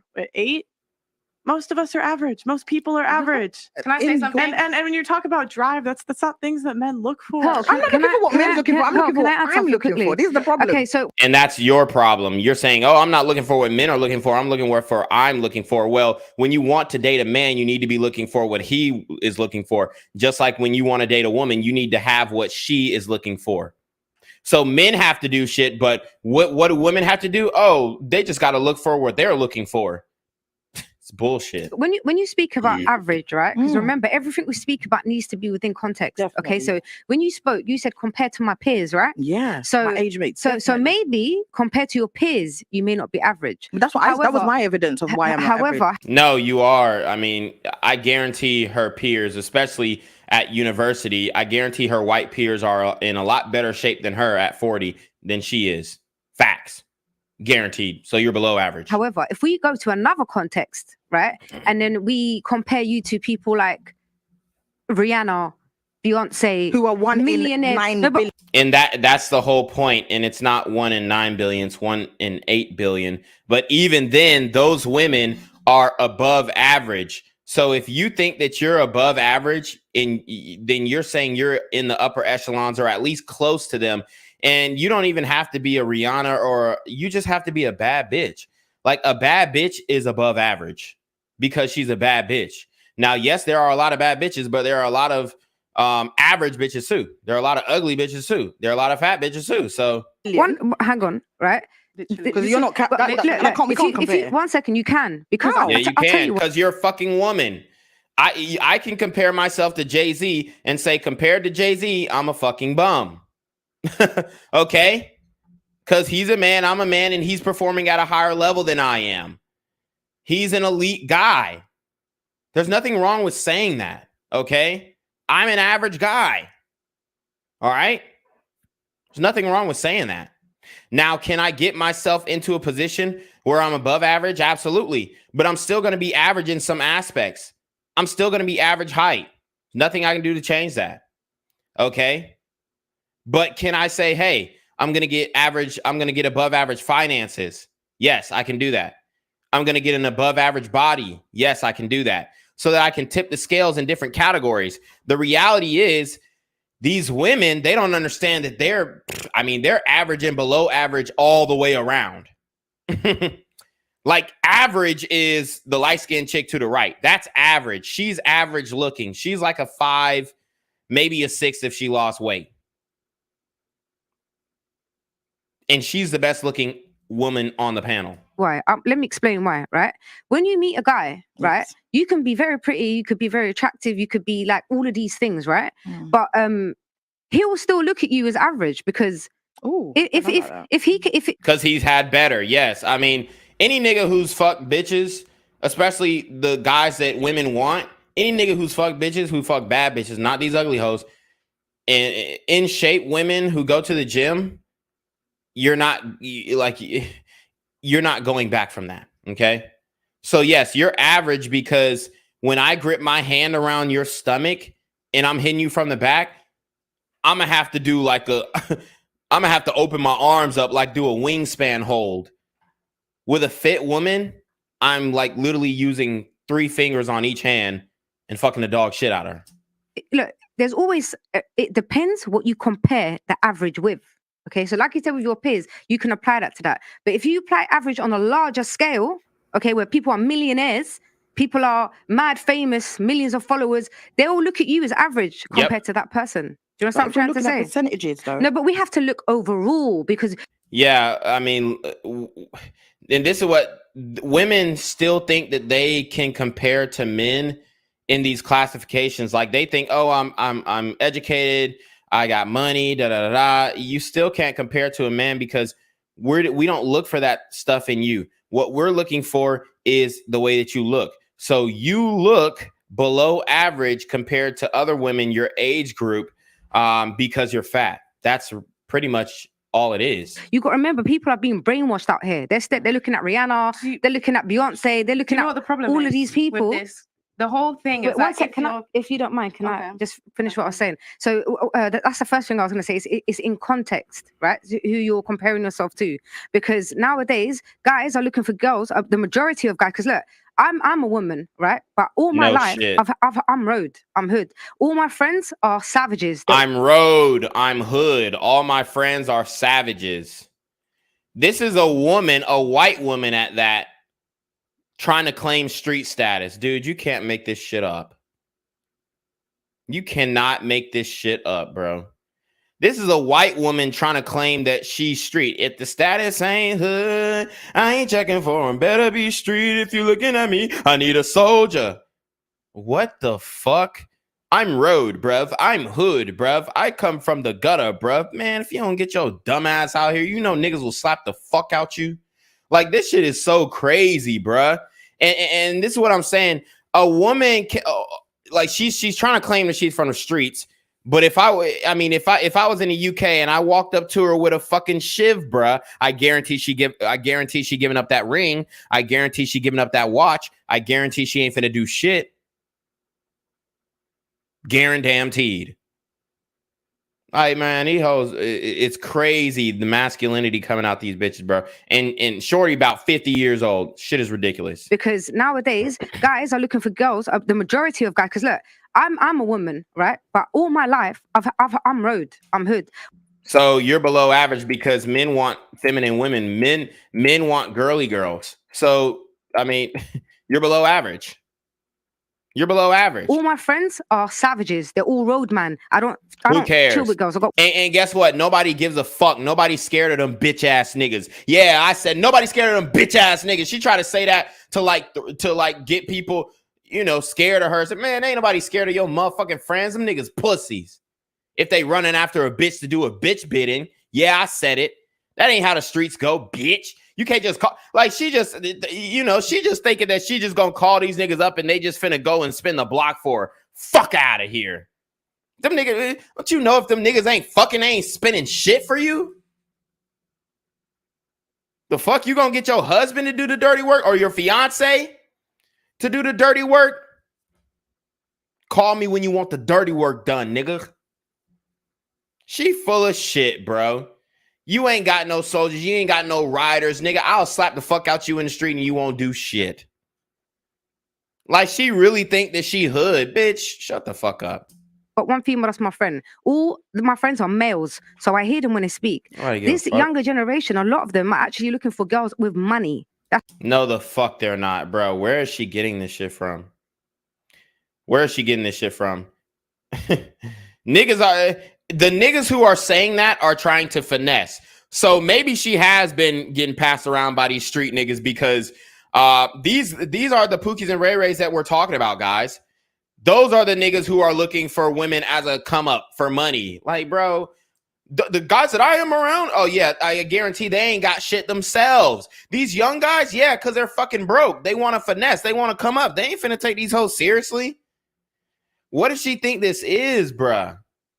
What does she think this is, man? Like, she thinks that these young guys just want to, they seriously want a woman to provide for them. No, they finna scam that bitch. They finna scam a bitch like you. I'm finna get married to a bitch like you so I can divorce your ass and get the bread because you make more money than me. It's a finesse. It ain't no like, bro, she really thinks that these dudes are genuinely wanting bitches who make more than them. Yeah, so they can rob their ass. That's what they want. Girls with money, girls with cars, girls with that's how they're thinking now. Their thinking is completely different. So no, a normal not. Basic 9 to 5. No, they're not. I'm a young nigga. I'm gonna tell you right now, we're not thinking that.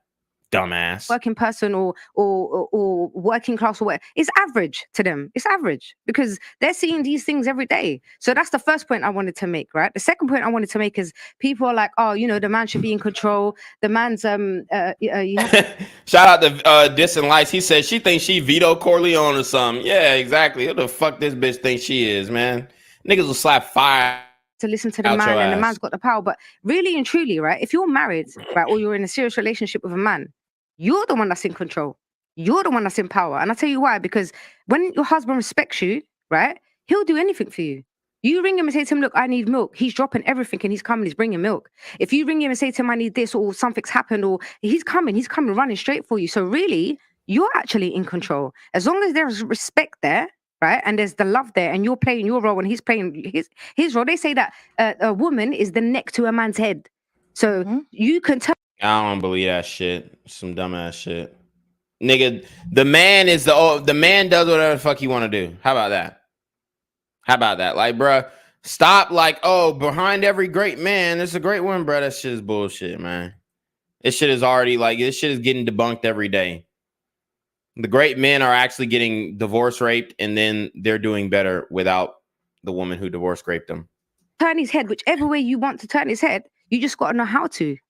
What were you going to say? You want to say something? I really hate how being a single mother diminishes your value as a human being. Too bad. Don't make the decision then. I mean, I really hate how it doesn't diminish your value as a human being per se. It diminishes your value in the dating market. It diminishes your dating potentiality. It diminishes your attractiveness to men. Yeah, you might look decent, but damn, that bitch got a kid. Can't do it. Can't cuff it. Automatically. So stop like trying to make it seem like, oh, well, your value is just lower as a woman because you're a single mom. No, it's that you're less attractive in the dating market. It's not necessarily it doesn't have to do with your value as an individual, as a human being. But it does have to do with your value to men in the dating market. And these women keep forgetting that if they want to be in a relationship with a man, then they have to do what men want in order to get those relationships. As you can see, Destiny is pretty bored with the conversation here. How you can go from a 10, suddenly everyone's like, oh, now you're a 5 because you're single. But that says nothing about who you are as a person. That says nothing about your marriage. Actually, it does say a lot about who you are as a person. It shows that you don't plan for the future. It also shows that you have a lack of impulse control. It shows that you don't use protection. It shows that you have made mistakes in the past and that maybe you're not a good judge of character, especially if the man left and you're not in a widowed situation. It also shows that you don't have loyalty if you left that man. So being a single mother tells the man a lot about you. As a matter of fact, your baby daddy tells me everything I need to know about you. So if you guys are considering dating a single mom and you see her baby daddy and that nigga ain't shit, that should tell you everything that you need to know about that woman. Facts. Mastery, about your talent, about the discipline that takes to get you there. But now because somebody, because somebody now has disrespected. That don't matter. Thank God King Richez barged in. It doesn't fucking matter. Men don't care about that goofy ass shit that she talking about. You have a kid, bruv. I'm not taking you seriously, bruv. I'm not signing up to be stepdaddy. I already told you guys how difficult it is to take care of somebody else. How difficult it is to take on a financial burden from somebody else's bad mistakes. I'm not taking care of you, bruv. It's donezo. Something is happening in her life. Don't matter, bro. That don't matter. That don't matter. Listen. At the end of the day, yeah, you have to just respect what the market wants. Yep. At the end of the she's like, what? Yes, ma'am. The market wants slim thick. The market wants slim thick, not no slim Jim eating motherfucker like Porky the pig looking ass bitch. Nobody wants that. Men want slim thick. You fucked up because you wasted a good pair of tits, honestly. When I see fat women with big ass titties, I'm like, damn, you just wasted a good old pair of titties, didn't you, bitch? You just ate your whole titty away. Now your titty is stomach and they sagging heavy. A lot of these bitches, just like, you know, a lot of niggas be wasting their height. A lot of bitches be wasting titty. A lot of bitches be wasting ass by getting fat. Do you know how much man want a single mom? Let me just finish my... What? Did she just say, you know how many men want single moms? Yeah, to fuck, maybe. Not to cuff up and take care of their kid. Dude, are you kidding me? And so let me get this straight. These overweight black women think that men want single moms in drove. Do you know how many men want single moms? But then on the other hand, they can't get the man that they lay down and have kids with to take care of his own kids. So what makes you think that you're going to get another man who is not even biologically connected to your offspring to go and take care of your kids? It makes no sense. So hold on, let me get this straight. Black women in the same breath are saying that these men, these single black men just can't wait to line up and date a single mom. But then in the other breath, they say black men don't take care of their kids. They don't want nothing to do with their kids. They don't want to be around their kids. So which one is it? Do they want to take care of kids or not? Because if you're saying that there are so many single men who are in droves coming out and trying to date single black mothers, then everybody should be coupled up and they should be, you know, it should be stepdaddy season, right? Well, follow up with Brittany Renner on stepdaddy season and see how viable that actually was. Shout out to Alpha Zoe. He dropped some mean stats in here. He says, meanwhile, 70% of black women or 70% of women will be single by 2030. 80% of black women will never be married, and 54% of single mothers. 80% of the single mothers had the kids out of wedlock. Bet what the market wants. What? At the end of the day, do you know how much man want a single mom? Let me just finish my, because I'll let you look. That was one of the dumbest statements, but let's listen up. Talk. Do your thing. I will do my thing. Yeah. At the end of the day, if you don't care what the market wants and you talk and you tell yourself, oh, I'm not average, bro. Like, you're just gonna continue losing, bruv. You should maybe understand the market. Guess what? I really wish that somebody would have just said, you're overweight, you're below average. That would have just been the showstopper right there. Cola understands its market. That's why Coca-Cola is successful, bro. So you can be deluded and think I'm a 10 and this because I'm got money and I went to this school and blah, blah, blah. Like, I do these podcasts, the same thing. And these women come and say the same thing because I went to this school and I've got money, but the market does not care about that. Yeah, and I'm sorry to say, like, you're saying, oh, but you know, single mother diminishing who you are as a person. No, you could be a great person and be a single mother. You can be an excellent person, but at the end of the day, the market, for the most part, you can be a good person and still nobody want to date you, right? There's plenty of good men out here. There's plenty of good Malcolms, mildly attractive, lucrative, communicative, operational, likable men, medium, ugly, lucrative, communicative, operational, likable men. They're good men. They're good people. Nobody wants to date them. He's not going to want to couple up. What market? It depends. What do you mean the market? It depends what market. Men is the market. What's the market? Men are the market. Are you dumb? Are you dumb? Men are the market. That's the end of the discussion. Men determine what is sexy. Men determine what is attractive. Men determine what's fine. Men determine what's hot. Men determine what's beautiful. Not you. Not you. And that's it. You're not my market. The man in his 40s. Men, I said men. No, and that's where I'm gonna stop her. Oh, you're not my market because you're in your 20s. The man in his 40s is my market. Sorry to burst your bubble there, ma'am, but the man in his 40s wants younger women too. The man in his 40s wants women half his age. The man in his 40s wants women half his age. And if you don't believe me, I mean, we can go on the Explore page and look at the comment section easily. We can go on the Explore page and look at the comment section easily, okay? Easily go on the Explore page and look at the comment section. You're going to see a whole bunch of 40-year-old men in the comment section of 20-year-old women, 18-year-old women, fresh off the block, 19-year-old women. So don't don't speak out of turn and think that 40-year-old men are looking for 40-year-old women. No, 40-year-old men are looking for women half their age. He's not my market. I said men. And I said men. Guys, we're on conversation. Thank you. And it says something about your decision making if you become a single mother.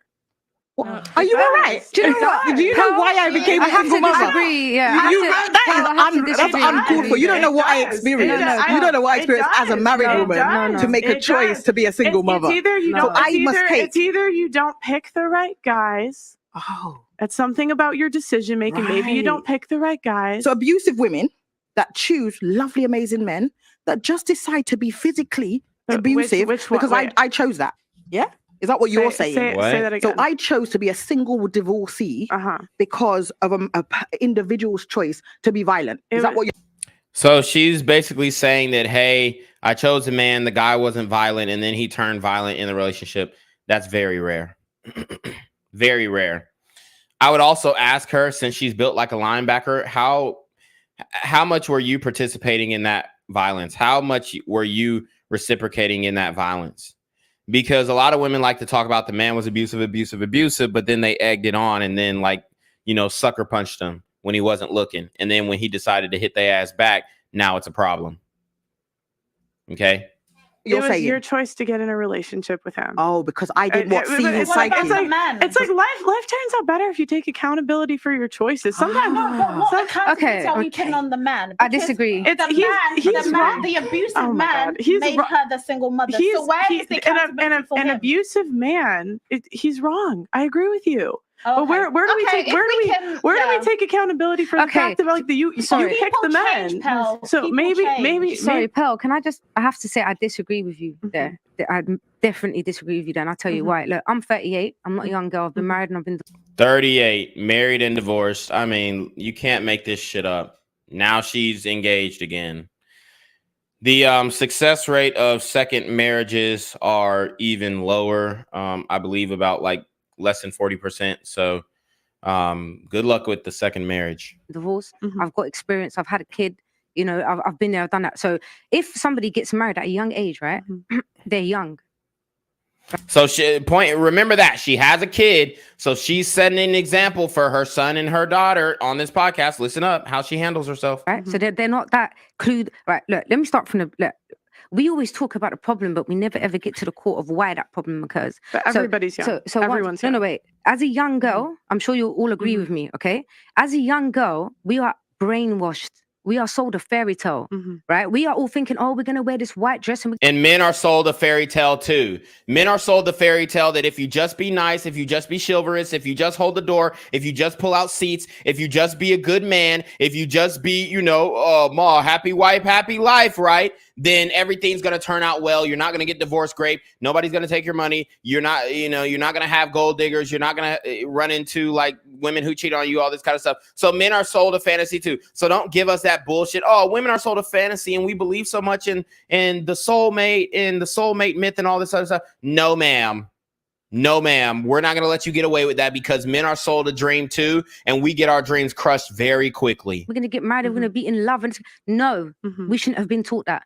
We should have been taught the realness. Marriage is very hard. You should have been taught high value men cheat, high value men exercise options. If they would have just taught you that, you would have been fine. Because then you would have had the option to choose between a Malcolm or a Malcolm, a mildly attractive, lucrative, communicative, operational, likable man, or a massively attractive, lucrative, communicative, operational, likable man. But at the end of the day, if the guy is high value, if he's making enough money, he is not going to be monogamous to you, especially at your age. I mean, that ship has sailed, bruh. That ship has sailed, bruv. And I guarantee right now the nigga that she is engaged with is not a rich nigga. It's a struggle. You got to make sure you know who you're marrying. Look, and also people change over time. Somebody, you can marry them, and when you married them, they were okay. And over time, gradually, they got mental breakdown. They became a psychopath. They became antisocial. Bruh.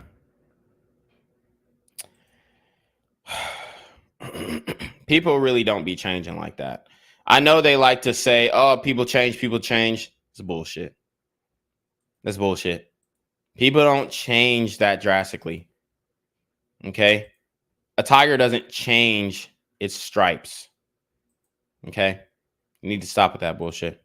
again, we all grew up in the same society, and people have different outcomes based on their choices. So if you make a choice, sorry, can I finish what I'm saying? I think what you're saying, everything that we say has to be within context. You know, some people might get married and the husband dies, and they become a single mother. You know, there's but we're not talking about exceptions. We're talking about that's a widow. That's a widow, not a single mother. It's a widow. I mean, yes, she technically becomes a single mother, but there's a difference between a widow and a single mother. A woman who had a child out of wedlock and a woman who was married and her husband died. The rule. Are the majority of single mothers widows? No. But does it go the other way? Does men's value diminish when they become? No, it doesn't. No, because they can just get up and they can go and remarry.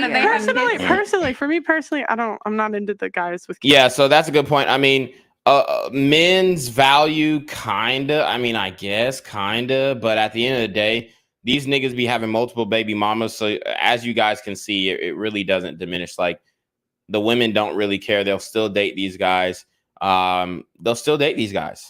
Okay. And there's nothing that really stops them from dating these guys. That's the reality. Okay. That's the reality. Kids, it's not my thing. But in general, no. I mean, most guys I know that have kids say it helps them in dating. Girls like it. Yeah, no, a guy can just get up and start all over again. He can literally. So there's no accountability when it comes to men, but as soon as it's not about accountability, it's about outcomes. Like, what outcomes do you get? And the outcomes that single mothers have a harder time in dating than single women. That's the outcome. And the outcome for men is oftentimes when men, not always, but oftentimes when men have kids, their outcomes are better. They get more girls because women like to see a guy that can take care of a kid. It signals to us that, like, you know, again, it's not my thing also, personally. Can I add on to that? Because I'm single mother, but I'm engaged. I'm getting married. However, before I got engaged, and it was me and my child. It is so the guy, he can just literally leave and go and start a whole new life, remarry, have a kid. You, however, he's not going to take that kid with him. That woman doesn't have to worry about that child. You're the one who's going to keep that child with you 24/7. So if you try to decide to date, right, it's not as simple. You can't just go out and date. You got to think about your child, especially if it's a little girl or a boy. You got to know who you're bringing to your house. You got to know who you're bringing around your child. And then, like, say for example, you're like, even when you're married, it's the child's own father. He starts to get jealous of that child. He'll start telling you, "Oh, I'm not getting any time anymore." So how do you think a guy who's not even the father of that child is going to feel? Would you want your brother to date a single mother over a single woman? Okay, hold on. All else equal, everybody wants a person without a child versus a person with a child. That's going to be true, all else equal. The reason why men tend to get away with it more than women is because women are often the ones taking care of the kid. Now, you might think in your mind, well, I know some single dads are really successful, but single dads that fight for custody is already a minority of a minority. So you're already probably selecting for pretty successful guys. So I think single dads, say that again. Single dads that are fighting for custody of kids or can take care of their kids, you're already selecting for a pretty rare guy. Yeah, right, because they don't typically win. No, because they don't typically fight for it. They usually just cut and run. But the reason is, like, I've talked to different attorneys about this, and the reason most attorneys will tell guys not to fight for custody because it's so expensive. No, they won't. I've talked to the lead attorney too. No. They tell them not to fight because oftentimes they won't win. Because when a court is trying to figure out who's going to get custody of the kid, it's very expensive. A lot of times it's like, do you want to waste your life savings when you're most likely are not going to win? No. None of this is true. Okay, hold on. You can look up all the numbers and all the stuff if you want. The reason why men typically don't fight is because, one, they don't. Because if they fight and they're in a bad place to win because they haven't been taking care of the kid, they're not going to have a good outcome from the judge. When the judge is looking, let me finish this point yet. When the judge is looking at who gets custody, it's not about who puts up the better defense in court, who's got the more expensive lawyer. It's who spent most time with the child. So if the mom has spent 95% of the time with the kid, doesn't matter how much you pay to a lawyer, you're not going to win custody. She would do it. She's a housewife. When men do fight for custody, they win 60% of the time. But the problem is, like, women can make it so the dad doesn't even see the kid and then go to court and then say whose fault is that? Wait, hold on. Wait, no. Wait. Stop. Hold on. You just went on a whole spiel about take accountability for your decisions, blah, blah, blah. And now you're saying what? Is the mom playing hide and go seek with the kid? What do you mean? Yes, women practice parental alienation all the damn time. So yeah, women are playing hide and go seek with the kid because they are keeping the fathers from seeing the kids in a lot of these scenarios. Now, Destiny's talking about divorce court and child custody and whatnot, and he really doesn't have a leg to stand on because the reality is the majority of custody battles tip into the women's favor. I believe it's like 90% of the time. He threw out that stat of 60% of men who contest custody battles win. But the reality is they're only advised to contest if they think they have a case. But the majority of these custody battles go to the women. So the cases that are being won by the men are cases that the lawyers really think they have a strong case, where like the woman is on drugs or she's doing something crazy, or they have like very hard evidence against her ability to be an effective parent. So those are like the 60% that those men are winning. They're not just like pulling up the court and then, just just like taking dubs all night. Like, it's not like that. The lawyers usually advise men not to fight for custody in a lot of cases, because it costs a lot of money, and they pretty much deem it like a waste of time, and they will charge you, they will bill you for the hours, but at the same time, a good lawyer is going to tell you, hey, this is going to be too expensive. Just take whatever the judge gives you, and then try and work with that, and maybe we can appeal the custody battle at a later time if the mother is unfit. What do you mean when you say the wife has made it so the husband can't take care of the kid? Well, you've never heard of cases where women don't let the dad see the kid. Hold on. Wait. Earlier, you said we weren't going to talk. I mean, most of the time, the women kick the guy out the house once there's like an inkling for a divorce. He's already kicked out the damn house, so he already not seeing his kids. Now, a lot of dating coaches and red vitamin guys have been giving advice to say, hey, stay in the marital home. Even attorneys, divorce attorneys are saying, stay in the marital home. A lot of those women don't allow you to stay in the marital home because they're calling the police on you, saying you putting hands and feet on them when you haven't done anything to them. Talk about exceptions. You want to talk about the rules. So don't give me the hide and go seek with the kid. It's more common than you think. You see how you being snaky there when you say that? It's more common than you think. How often do you think a mom is hiding the kid from the husband? Give me a percentage. What percentage? That's a good question. I don't know. Because in the UK, if that be the case, and I work in the industry, it's $275 to get a C101 application to go to the court for contact for your child. It isn't what it is in America. It's very easy. I can go out and do a bottle for $275. That's bullshit. So I don't want to hear that excuse, because I can go to court. You can go petition for custody, but at the end of the day, you're still going to have to hire a legal team, which is going to get expensive unless you want to go take that and fight for it yourself in court. That's bullshit. She's just talking out her ass. And police can turn up at my door if I go against that order. That's what I'm. Yeah, the court order is what you have to abide by, though. The court order is what you have to abide by after going through the determination of custody. I have to say, so all this expensive thing. What is the most expensive? That's child custody. The most expensive thing is the most expensive. The most expensive thing is taking care of the kid. That's the most expensive thing. Can I just say something? Can I say something? I think Auntie's been wanting to talk for a second. I've had my hand up for so go ahead. long. Right, and I just want to say. Now, Auntie finna say some bullshit. A few things. I was picked. I was in a relationship. It was abusive. And nobody can't tell me that with hindsight, you can't see that there's loads of red flags. So when he asked me, okay, she's spitting. I thought she was going to say some bullshit. To marry him. And I said, no, if he was a last man on earth, I won't marry you. I saved myself from getting married and getting stuck in a relationship. Yeah, so Auntie's making a good point. She's saying there are red flags to abusive men. There really are. Like, I really don't I really don't understand how women are saying, oh, well, there were no red flags. Bro, if a nigga is putting his hands on you, bro, there's definitely red flags. Maybe he might be violent toward other people for no good reason. Like, if you see a guy get violent with another guy for no good reason, and you can tell that he kind of caused that conflict, there's probably high likelihood that he's not just violent to men, that his hands are equal opportunity. So yes, I was a single parent whose the child's dad asked me to marry him. And I thought about it, and I thought, not on your life. And I actually said, if you were the last man on earth, I would marry you. That's the last thing I remembered. I was that cold on the floor.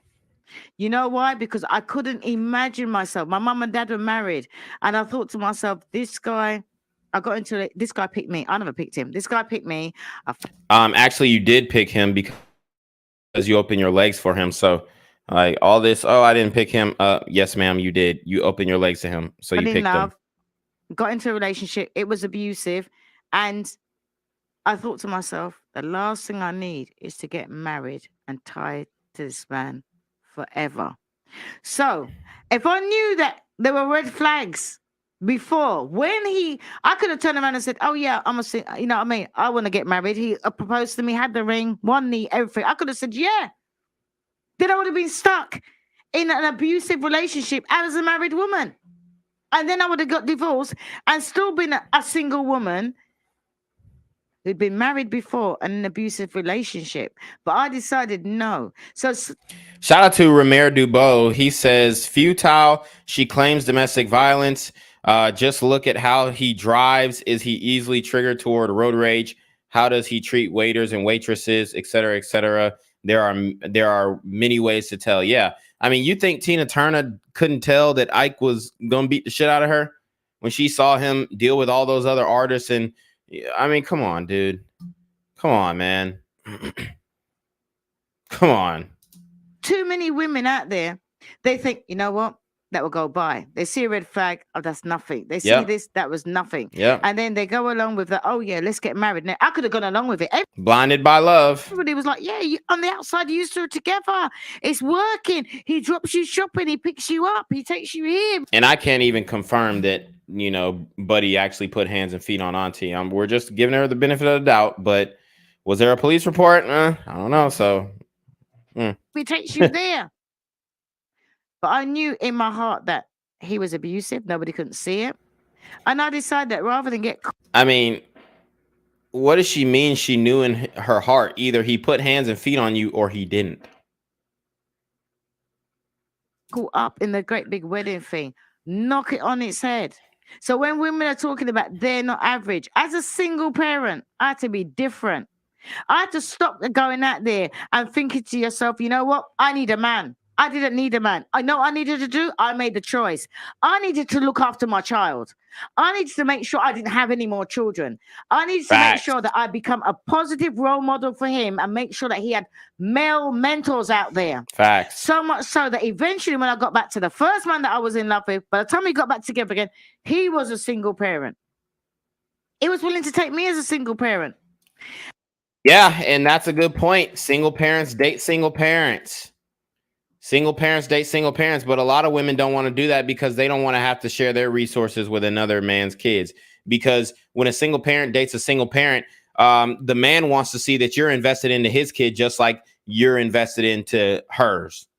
So if you ain't willing to buy none for his kid, then he damn sure ain't gonna be willing to buy none for your kid. And the women don't want to reciprocate because they don't really want true equality. They don't want true equality. They want special privilege. And then if they feel like they're not getting treated like a man, then that's when they start screaming for equality. And I took him as a single parent. So as far as I'm concerned, don't go out. If you're a single parent, look for other single parents. Yep, I like that. If you can't find no one that you trust, that you can hand over to, single parents unite. Single men. I like that. And you know, that reminds me of like the way that I grew up. My mom passed when I was at a young age. And when my dad decided to remarry, he married a woman whose husband had passed away too. So she was a widow, and he coupled with a widow who had 3 kids, just like he had 3 kids. So he got with someone who was in his similar situation. And I think that's how it should be. Okay. You got a kid, then go look for somebody with a kid, point blank. Don't be expecting single men to become stepdaddies. But the thing is, women don't want to share their resources with another man's kids. And neither do men want to share their resources with a woman's kids. Who are parents, go out with single women who are parents. Because the women who are out there now, nobody wants to be average. Everybody wants to be above average. But you know what? I'm average. This is who I am. I've met somebody average. We got on great. and it works. I don't want to find someone with a fancy car. When I met him, he never wasn't even driving. Eventually got a fancy car, and I got it to drive. He gave it to me. But you don't hang your hat too high. Women out there, and they're average. Makeup don't make you more than average. Intelligence don't make you more than average. Education don't make you more. Well, I mean, I would give a little pushback. I mean, for women, it just depends. So yeah, you can have above average. Like I said, when it comes to average, you can be average in different categories and above average in different categories. But as far as attractiveness, it's pretty cut and dry. So I don't like how they conflate the average conversation with the education and all this stuff. No, we're just talking about attractiveness to the opposite sex. More than average. The clothes that you wear don't make you more than average. The podcasts you go onto do not make you more than average. It makes you popular. I'm talking. Let me finish.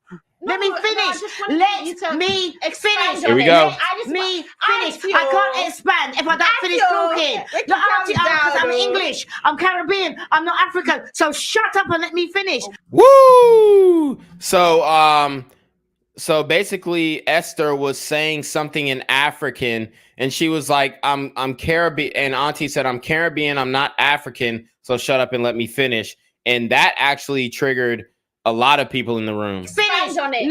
It started a war, you know, between the diasporas. Me finish. I can't expand if I don't finish talking. Not because I'm English. I'm Caribbean. I'm not African. So shut up and let me finish. When I finish talking, I've been sitting here. Africans are the best my ass. You're gonna get She said Africans are the best my ass. Because if Africans were the best, they would be on here talking bullshit. Speak for yourself. Say that you are the best. So King Richez wasn't rocking with the African slander. It's about to get heated in this bitch. And we could talk about African versus Caribbean versus African American. That always brings up a really good debate. I'm just gonna say it right here and right now. You know, the reality is African Americans are technically doing the best, and that's hands down. Now, Nigerian Americans are doing well as well, but if they're born in America, then that automatically makes them African Americans. Okay, but Nigerian the refugee, well, I wouldn't call them refugees, but Nigerian immigrants, okay, who come over and whatnot, and this is not just Nigeria, but other African countries. Some of them do, you know, tend to come over and do well. A lot of them fail, though, and a lot of people like to point out, oh, well, the Nigerians are coming over here and they're being doctors and da. Look, bro, and there's a whole bunch of damn Nigerians who are crackheads too, who coming over from Africa, and then they're becoming crackheads when they get here because they ain't never sniffed no pink Coke. So, you know, it goes both ways. But as far as just like strictly numbers, African Americans are doing the best. Then I would say Africans. Then I would say Caribbeans, because them niggas are struggling in the Caribbeans, no cap. Listen, listen, Rocky Witches, right? Listen, Guys, stop. Michael, stop. Okay, 30 seconds, then Michael, you can go. I'm talking, she's talking. Look at me and look at her. You're going to tell me Africans are the best. Wait. Come on. Okay. Come on. All right, so I don't know what she meant by look at her, look at me, and look at her, and they're comparing themselves. I mean, respectfully, Auntie, you know, as far as looks go, unfortunately, Esther does have United. I wouldn't want to give it to Esther because she's not hot at all, like in the slightest. Like she's a duck for sure. But I mean, if somebody asked me, okay, who would you rather fuck, Esther or Auntie? Yeah, I'm probably gonna fuck Esther, and I'm not even attracted to her. But, you know, yeah. Anyways, Come on. Okay. Make sense of nonsense. Okay. Come on. Okay. So you said look at you as in you, and then look at me as in me. You're saying single moms are average, right? And then you're a single mom. Esther finna flip the logic on her. And you're a lot older than me, and you're saying look at you and look at me. Seriously, Auntie. Are we going to be realistic right now? Africans are the best. right? Africans are the best, right? You're gonna put your Romero Dubois says Auntie hit the wall though. She just hit it a little softer. I don't know about soft. I mean, she hit the wall for sure. I mean, it is what it is. She's in decent shape, but she still hit the wall. Alvazo says, I've heard women say my second and third child has to be his first. Make it make sense. Yeah, that's absolutely insane. yourself up against me. Now I was asking Richie. Hang on. I was asking Richez. King Richez. Sorry, I King don't know. Richez, Say it bro. properly. King Richez, bro. the African man. Esther, wait. Okay. That's a violation. Wait. Don't disrespect African people. No one has ever disrespected You're disrespecting African people. Uh-oh. Not You are disrespecting African people. I'm going to disrespect African people. Better because you are not African. He is here saying the African. So I don't think Auntie really disrespected African people. If they could have played it back, Esther was being really obnoxious, saying, "Ostio, Auntie, chill out." I guess it's some type of Nigerian dialect for calm down or, you know, chill out or whatever.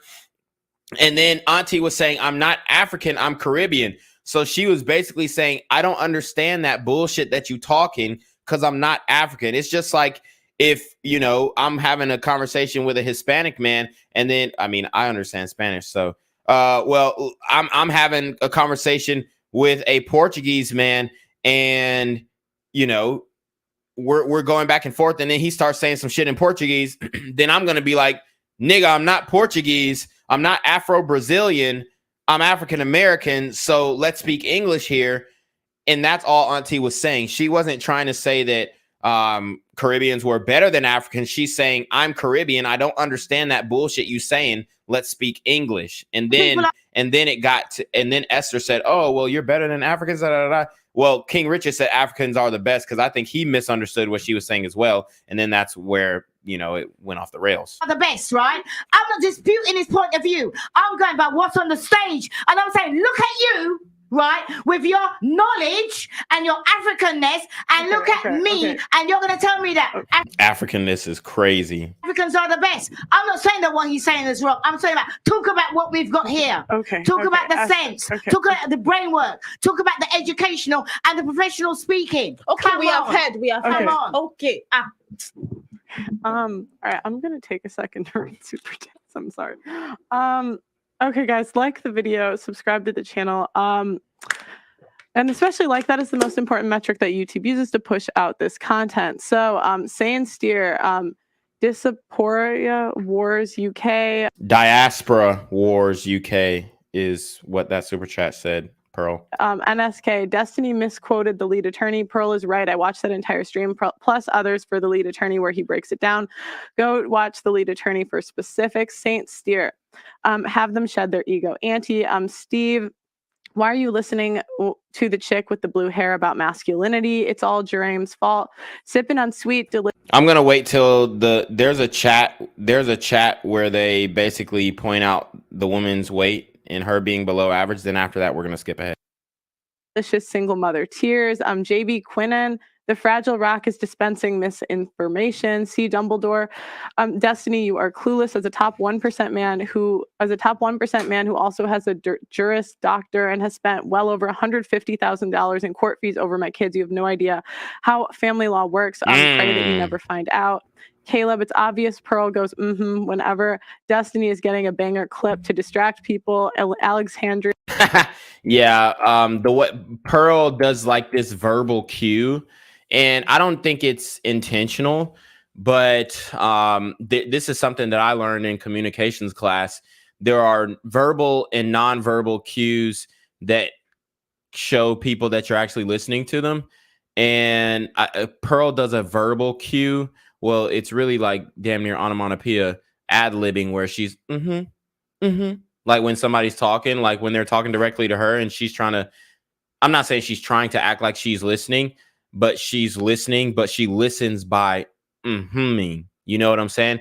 And it is kind of annoying. I definitely would say, you know, if I was a speech therapist, I would say, yeah, you probably don't want to through somebody's explanation of something. You can give them nonverbal cues like eye contact or nodding your head, but actually giving a verbal cue of listening, I think it's a little bit overboard and it can get a little annoying as well. So, you know, if I had to give Pearl a critique, that's what it would be. But other than that, you know, Pearl is the GOAT. She's putting black men on. She's giving niggas a platform. So want to keep seeing her do her thing and gain more subscribers. So shout out to her. Rubio, wrong. I lost my son. Destiny is wrong. KCF, sack. Single mothers always blame men, never self-respect. Nico, can y'all please stop talking and bring on Ice Spice? Zestiny in the house and no Ice Spice. Y'all are a munch. Where is she? QB Quinnen, the energy is only attractive for a corporation, HR, supervision, anything that's paradoxical to the role of mammy. C. Dumbledore, tell me you're a loser without telling me you're a loser. Single mothers, hold my beer. House phone, it's good to see Destiny finally embracing British culture. He looks so happy that he sat on the couch. I bet he's rethinking all the bad things he's said about us now. You got beef with British people? You said we can't. You're not even British. Fuck off. No, I'm asking the question. I'm gonna be honest. I didn't know. I walked around today, and as soon as I heard someone say the word Tuesday, I wanted to fly the fuck back home. Okay. Jesus Christ. Look, I'm trying to get out of this country. I'm just kidding. I love my British brothers and sisters. No offense. JB Quinnen, nobody wants a workaholic ass boss chick. That's the equivalent to y'all wanting a sassy man. C. Dumbledore, an angry middle-aged single mother divorcee is above average. Is there and in what way? Jay Queenan, being overweight as a woman makes you average in the dating market no matter how you feel. Chipotle, can the granny let the other guests talk? The granny hasn't had one good point so far. Marcus B, the distinction between men and women when going out is men approach women, so a man going out won't be approached the same way a woman will be. Saint Serge, look at KR just waiting to cook. Chipotle, KN, big name in the building. Destiny is Vosh, friend or foe. House phone, does this channel have members and mods? Yes, we do. Sign up. Corin, Auntie, stop taking oh, this was from earlier. Okay, so next question. Okay. I didn't get to say nothing. Oh, okay. Oh, I'm sorry. Go ahead. And then after him, can I just add something on really quickly? Okay, go ahead. All right, so here's where the beef is. The beef is about to start, but you know, I did want to get over the like African thing, but it seems that King Richez is still stuck on that. So let's. Might even working. I don't even know. It does. We can hear you. All right. So basically, like the reason why I said Africans are the best, because like at the end of the day, in that little back and forth, you said something along the lines of, "Oh yeah, you're African. Don't tell me nothing. I'm Caribbean, and I'm gonna finish what I'm saying." And the way you said it, it came across as like, it came across offensive, innit? I didn't say that. You said something along the lines, not word for word, but something along them lines, and that's why I said Africa's the best. I didn't say it in a way as putting down Caribbeans, but I said it as like a stop, so that like we would actually start to think about what we're saying, and then it just went all mad from there. But at the end of the day, like I just feel like that, like people just say a lot of stuff and just need to think about what they're saying. When they rewind it, they will say, "I didn't say African. I didn't say anything about Africans." No, that's not what I said. No, you're not. Yeah, she didn't. Listening, No, I said I didn't that say you said you Caribbeans are were better. African. No, I never said that. Bro, did you hear what I just said? Go ahead. No, but did you hear what Go I just ahead. said? Repeat it, just in case I got it wrong. Go ahead. You did obviously get it wrong. Oh, so we'll explain again then. So I'll get it right. Bro, I don't know what your energy's about. Because really, you keep on calling me bro, I'm a woman. I've not got balls. You might think I have, but I ain't. So I'm asking you. I didn't understand what you said in the first place. Bro, you're so just explain hyped it for to no me reason. again. You're just hyped explain for no it reason. to me again. You're too hyped. To be honest, Explain it to me again. I think honestly, and I won't call you bro ever again. Thank I you. think honestly that you're too hyped for no reason, bro. To be honest, like you're just hyped for no reason. And your proof is? Well, everyone can rewind and watch it and see you just hyped. Okay, wait, for hold no on. reason, I think he said something. It sounded like you were disrespecting him for being African. And he's like, Africans are the best. Not to shit on you for being Caribbean, but because he wanted to like stop that train of thought. I think that's what happened. There was a misunderstanding. He misunderstood what I said. I think there was. When he said Africans are the best, I thought, why is he coming about that? Well, probably because he felt like you were attacking him on that. But I think, yeah. My best friends are African. I just want to talk about. I just want to talk about white people. So I have another. Okay. We like Africans and Caribbean. everyone's cool. Okay. And white cool. people. Yeah, white people Thank too. you. You know, Okay. everyone. Thank you.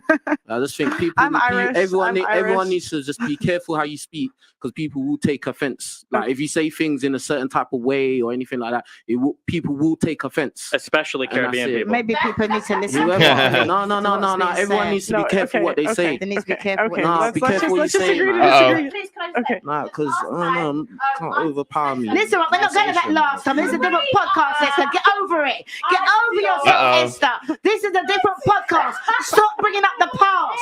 Stop bringing up the past. Move on. Move on, Esther. So she's trying to bring back that other podcast that I did a review of as well, where they were beefing Auntie and Esther. And Auntie basically said that Esther lost her faith when she went to college, I think. And she did. That's exactly what she explained. She explained that, hey, she grew up in a Christian society and then she chose to start, being fast and sleeping around, and she dropped her morals. Okay. So. Auntie. Okay. Please. Okay. I'll give you. I'm gonna give her a chance to respond just because you've talked a lot. Do you want to say? Thank you. Yeah. So what I was just trying to say is, Can you speak on the mic? Yeah. Is she muted? I think her microphone might be off. Is she muted? Oh, can you not hear me? Okay. There you go. I think, Auntie, you seem to have a pattern in which you say things and not realize what you said. Because that's what you did to me last time. I don't think you even realized, because I think you said something about faith or whatever. I'm not going to bring it back. Oh, no. But the point is, because it's happened before, I think you don't realize that it's what you're doing. So I'm not even calling you out right now. I'm just saying, maybe just be careful. Call me out. And if people... Call me out, Esther. Excuse me, Destiny. Do me a favor, Destiny. Put your head back a bit. I want to see her call me out. Call me out on what I said. I said your faith was weak, right? Right, let's go there. You want to go back in the past and embarrass yourself again? Do you want to scream? Is that what you want? See, Esther is out her fucking mind. I mean, these women are combative, man. Let's go! We on the street! Screaming. Oh my God, Go Auntie! ahead. Call me out. Get over it! Out. You need to get over yourself! I'm not bringing back the past. This cat fight is so unproductive, but it escalates. Let's listen up. It escalates and gets King Richez involved. We've done that. Auntie, let's this is something different. Okay. Let's I'm listening. Talk. Please. Talk. Okay, guys. Screaming match all the time. Okay, guys. All I'm just saying is clearly you even offended him. No female solidarity. And I'm just saying, maybe sometimes just listen to people. When they're saying they're offended by what you say, maybe just stop and think, what Tell me have I said? exactly what I said that offended him. Tell me exactly what I said. Okay,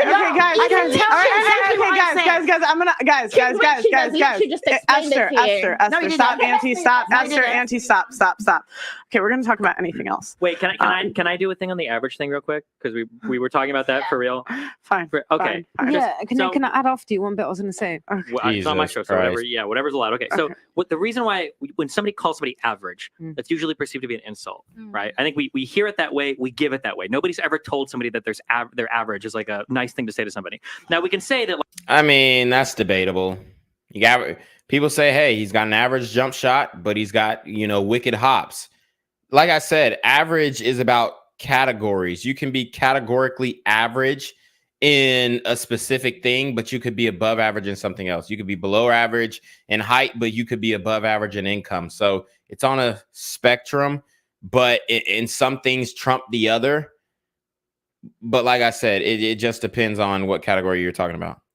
Like, oh, well, average is most people are average, kind of, but also not really, right? If you look at like an average person has 1.9 legs because some people are missing legs, but no human has 1.9 legs. You either have 2 or 1, right? When we look at who we are as people, there are some things that we excel at, and there are some things that we don't do anything at. So I think that's why we never feel average, right? Because we're above average, hopefully, at whatever our competency is in. So when you say that somebody's average, it's always going to be perceived as an insult. So I'm sure that Camilla or anybody else, you guys all had crazy degree. You guys are all more educated than I am, right? I'm sure that on a whole, you might be an average person, but you're not going to perceive yourself that way because you push yourself forward in some areas that make you not average. And hopefully you're looking for other people to plug. They could be above average in intelligence, but they're still below average in looks. And that's what matters when it comes to dating. Plug into that, those above average areas. You know what? Can I just add on that's made towards me being average? I just want to say, it's not about even my degree, it's not about my master's.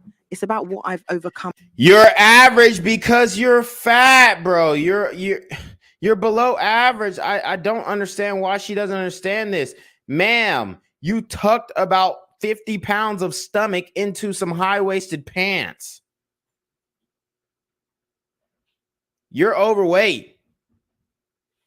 You're below average. End of discussion. I'm achieved in this life that makes me a survivor and above average. I have been homeless on the street and I'm sitting here. That's worse. That's worse. If you've been homeless, imagine the pH balance. Imagine the pH, bro. That's worse that you've been homeless. That makes you even more below average. Here today and not representing that. My struggle, my success makes me above average. And nobody can't tell me that I'm not. Because if that's what I need to tell myself to get up in the morning and do my shit, that's what's going to have to happen. So delusion. So, and we're supposed to cuff that, guys. Never forget, we have to cuff this or we're a sellout. Any black man who is with a woman who's not an African herself is going to have a difficult time getting respect from me. I believe black men need to be with black women. The black family is under attack. Only 1 out of every 4 black women gets married. The black woman is last likely to get married. She's the last married, the first divorced. We have what? 2/3 of our children being raised by working class and impoverished single black female-led households. The destruction of a nation begins in the home of its families. And if we want to save black people, we have to save the black family. And in order to do that, black men have to commit themselves to black women. There you have it. We're supposed to cuff this. It's funny because Umar has a child out of wedlock and is not married himself. But anyways.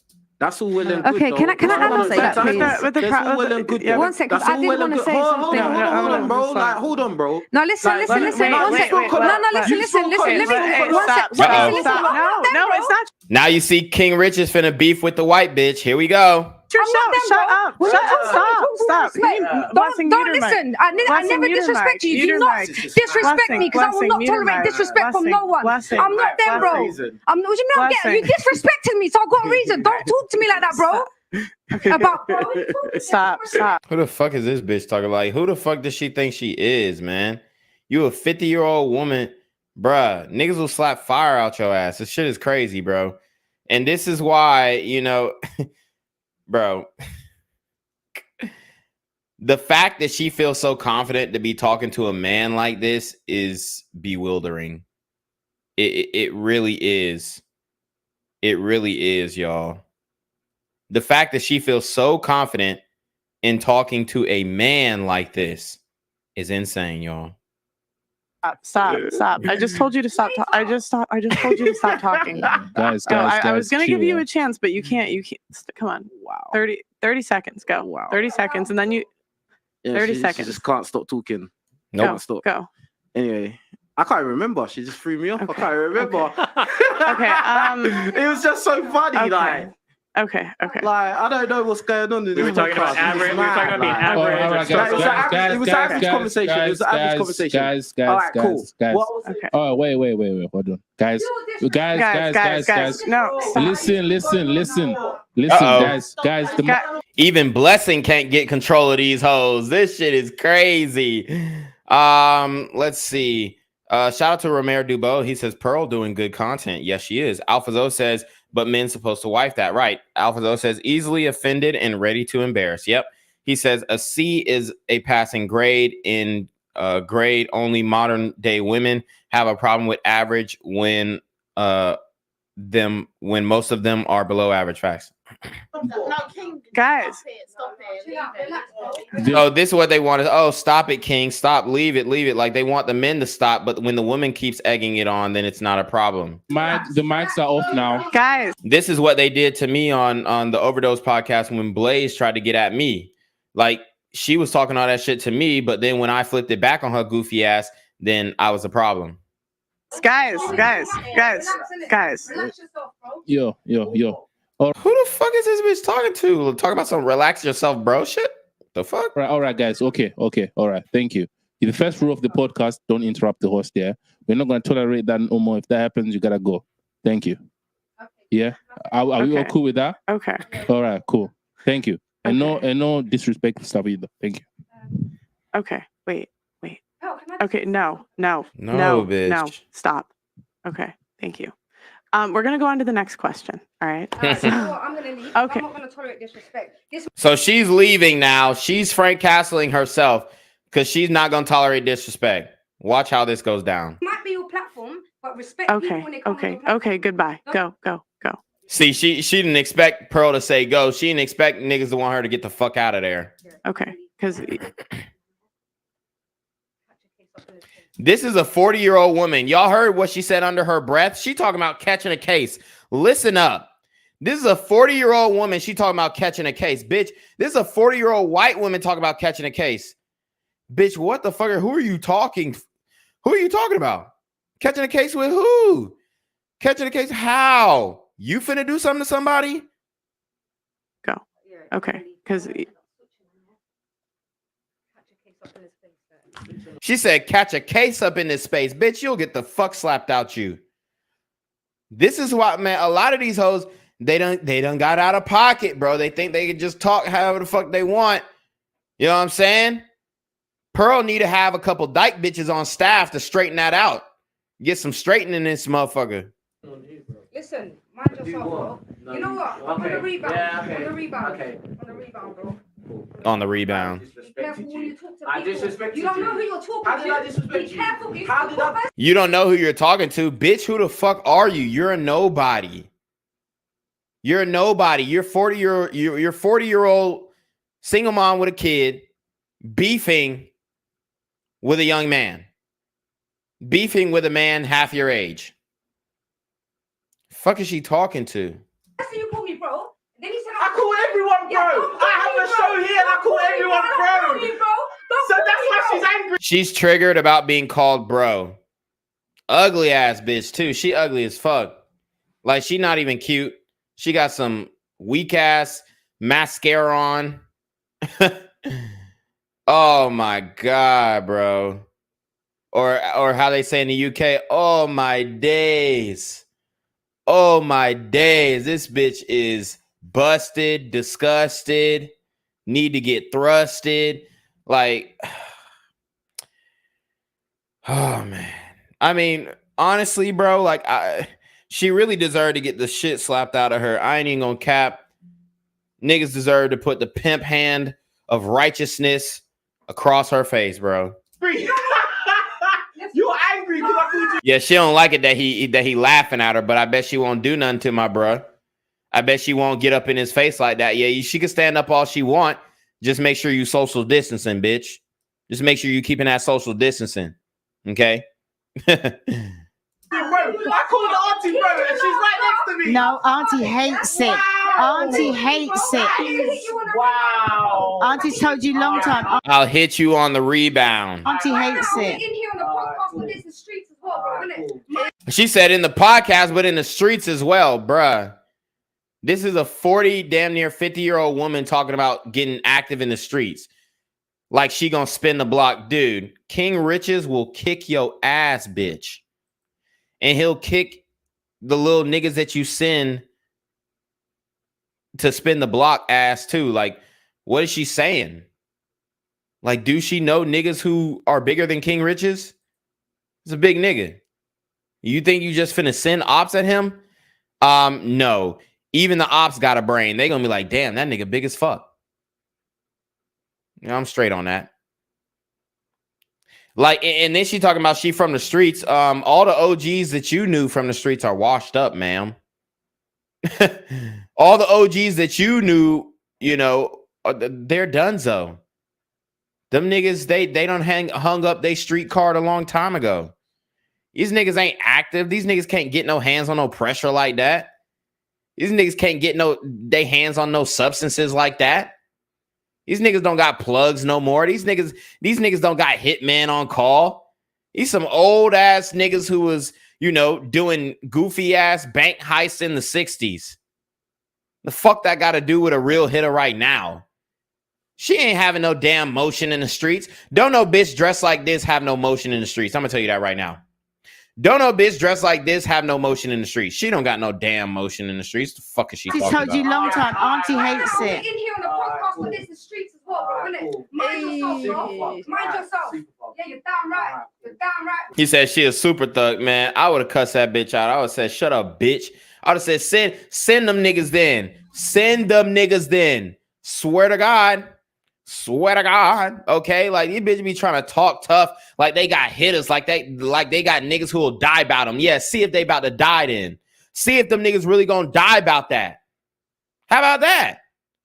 Cause when niggas really test with that violent shit, you can't compete.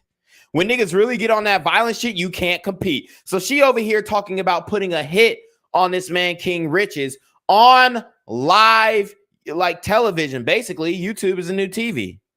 On the tube, she talking about some damn putting a hit on a nigga like she a super thug, man. Bop. We ain't even scared of it. We ain't even flinching. And if the nigga King Richez need reclaim your throne to pull up to for some reinforcements, nigga, we taking a flight. We taking a flight. Fuck is this bitch talking about? Because if they touch King Richez, the new king of the Manosphere, nigga, we all going. Nigga, we all standing up. Nigga, we all got beef. Straight up.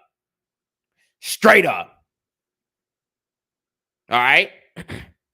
Because I, Reclaim Your Throne, Quarantino to God, the Kingmaker, has nominated King Richez as the new king of the Manosphere. Okay? So we not finna play that game of, oh, you trying to get my nigga touched. Yeah, bullshit. Bullshit. With what niggas? With what niggas? You gotta be out your fucking mind. Bitch talking like she a fucking gangster or some shit. Like she Al Capone. Who got more shooters than Al Capone? Dude, fuck out of here. Mind yourself. Yeah, you're damn right. And you see, none of the black women came in the black man's defense. They just sitting over there like, oh my God, yes, queen. Fuck out of here. Bro. Damn right. And I'm gonna see how fucked out you are. Yeah. Fuck is you talking about, bitch? Okay. Man, I would have cussed that hoe out. Fuck is you talking about? Who the fuck is you talking to?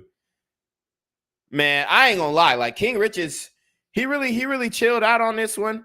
Cause like it's different when, you know, when it came to like me and the Blaze situation, she was like, oh, you ugly ass nigga. And I was like, bitch, you ugly too, inside and out, whatever. That's different than like somebody threatening your life.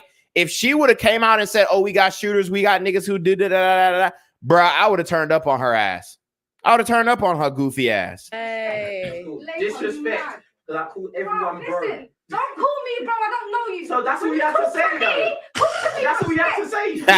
But that's what we have to say. Respect is earned, bitch, and you ain't earned it. Fuck out of here. You're just embarrassing yourself. Goofy.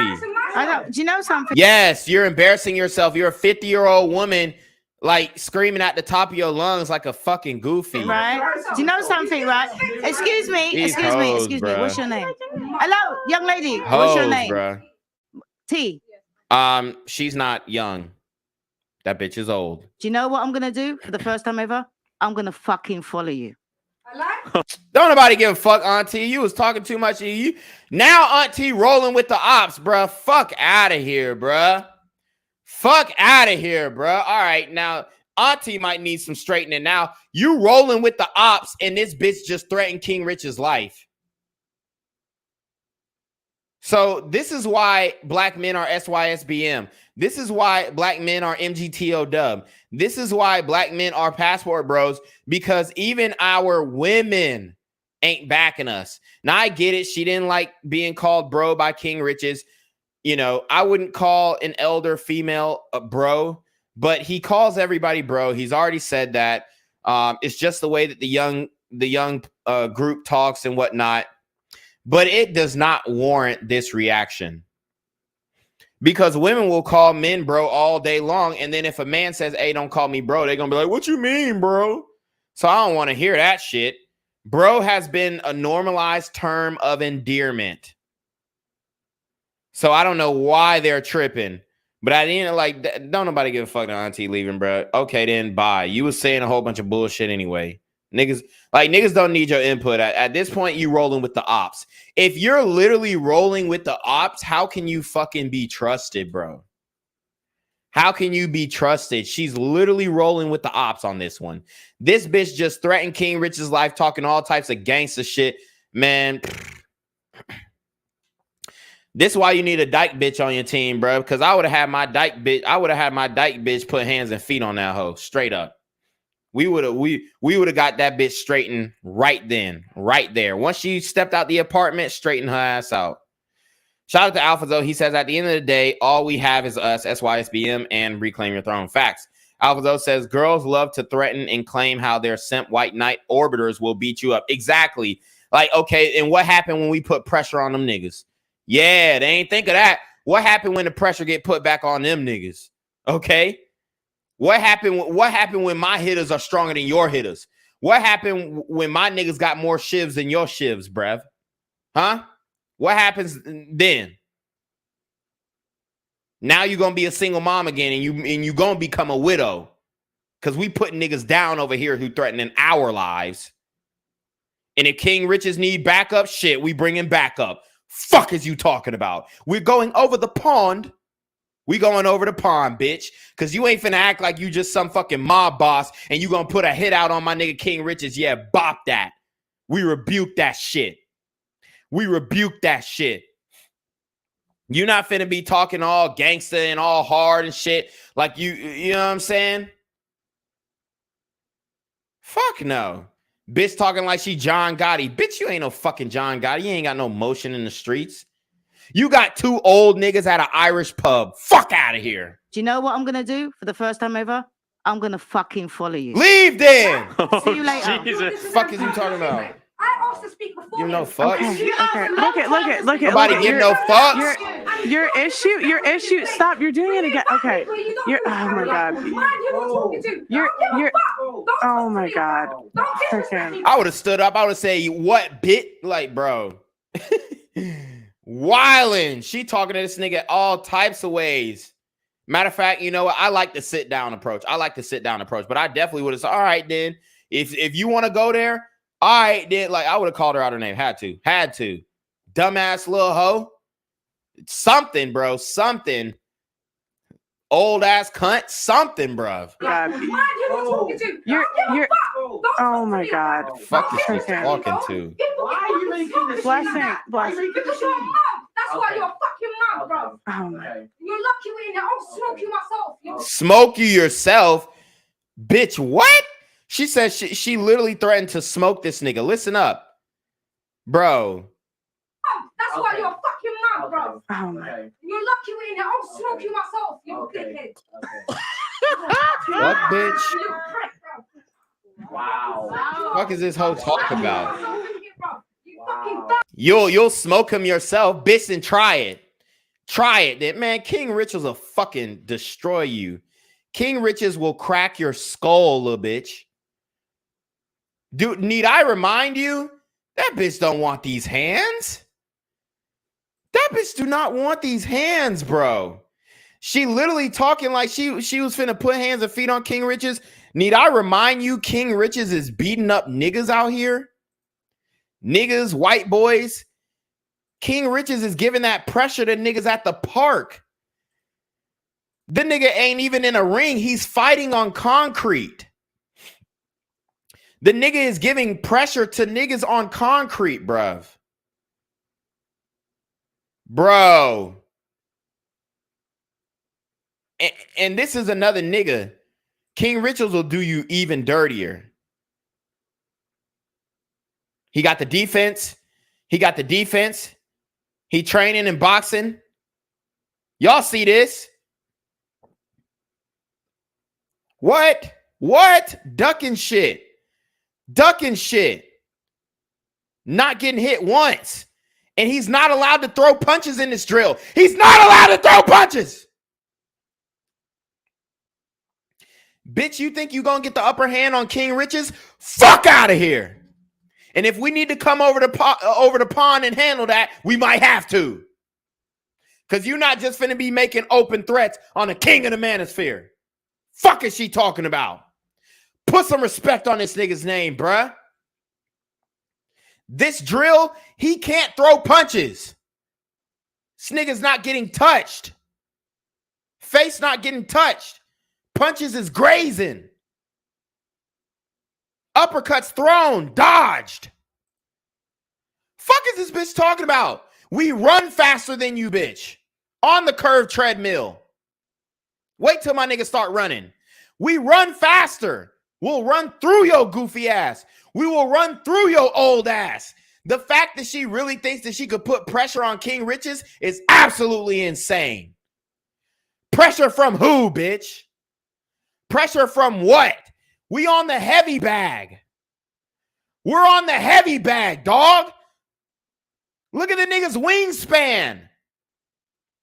The nigga's wingspan is crazy. What the fuck do she think this is? Bro, nigga is training boxing. He will beat your monkey ass, bitch. Niggas is getting punched in the stomach. Niggas got abs of steel, bro. What is this bitch talking about? What is this bitch talking about? And she thinks she finna do something to my nigga King Richez? Fuck out of here. You fucking little mug. Wow. Fuck is this bitch talking about? Damn right, well. Teach you a lesson next time you're fucking. Yeah, bitch. And I would have said, yeah, bitch, I'll teach you a lesson. I'll slap the shit out you and your husband, bitch. I'll slap the shit out you and your husband. Now what? Now what? Fuck is you talking about? Don't make me apply pressure to your goddamn husband. Fuck is you, man, look. I'm gonna see how gangster you are out here. I'm gonna hit you up. See what I'm saying? I'm gonna hit you up, bro. This is live right now. She said she gonna get that nigga hit up. Man, somebody need to slap the fuck out that hoe, bruh. Somebody, so we was just talking about abuse. Where are the abusive men out? You know what I mean? Where they at? Because this is when we need them. Hoes getting unruly like this? You 50. Talking like you gonna get a nigga hit up. All bets are off. Once you put a hit out on my life, yeah, I'm saying, oh, shit. Equal rights, equal lefts, equal rights, equal fights, however the fuck they want to call it. I'm slapping fire out that bitch. Once she say, oh yeah, we getting you hit up, standing up and I'm gonna hit you up right then. I'm gonna get you before you get me. Yeah, I'm gonna get you before you get me. No. Fuck is she talking about? See me and do what? See me and do what? Bitch, I'll slap you and your husband and your son, little hoe. Fuck is she talking about, bruh? We don't play them type of games out here. This King Richez. This Reclaim Your Throne. We on some king shit. Fuck is she saying?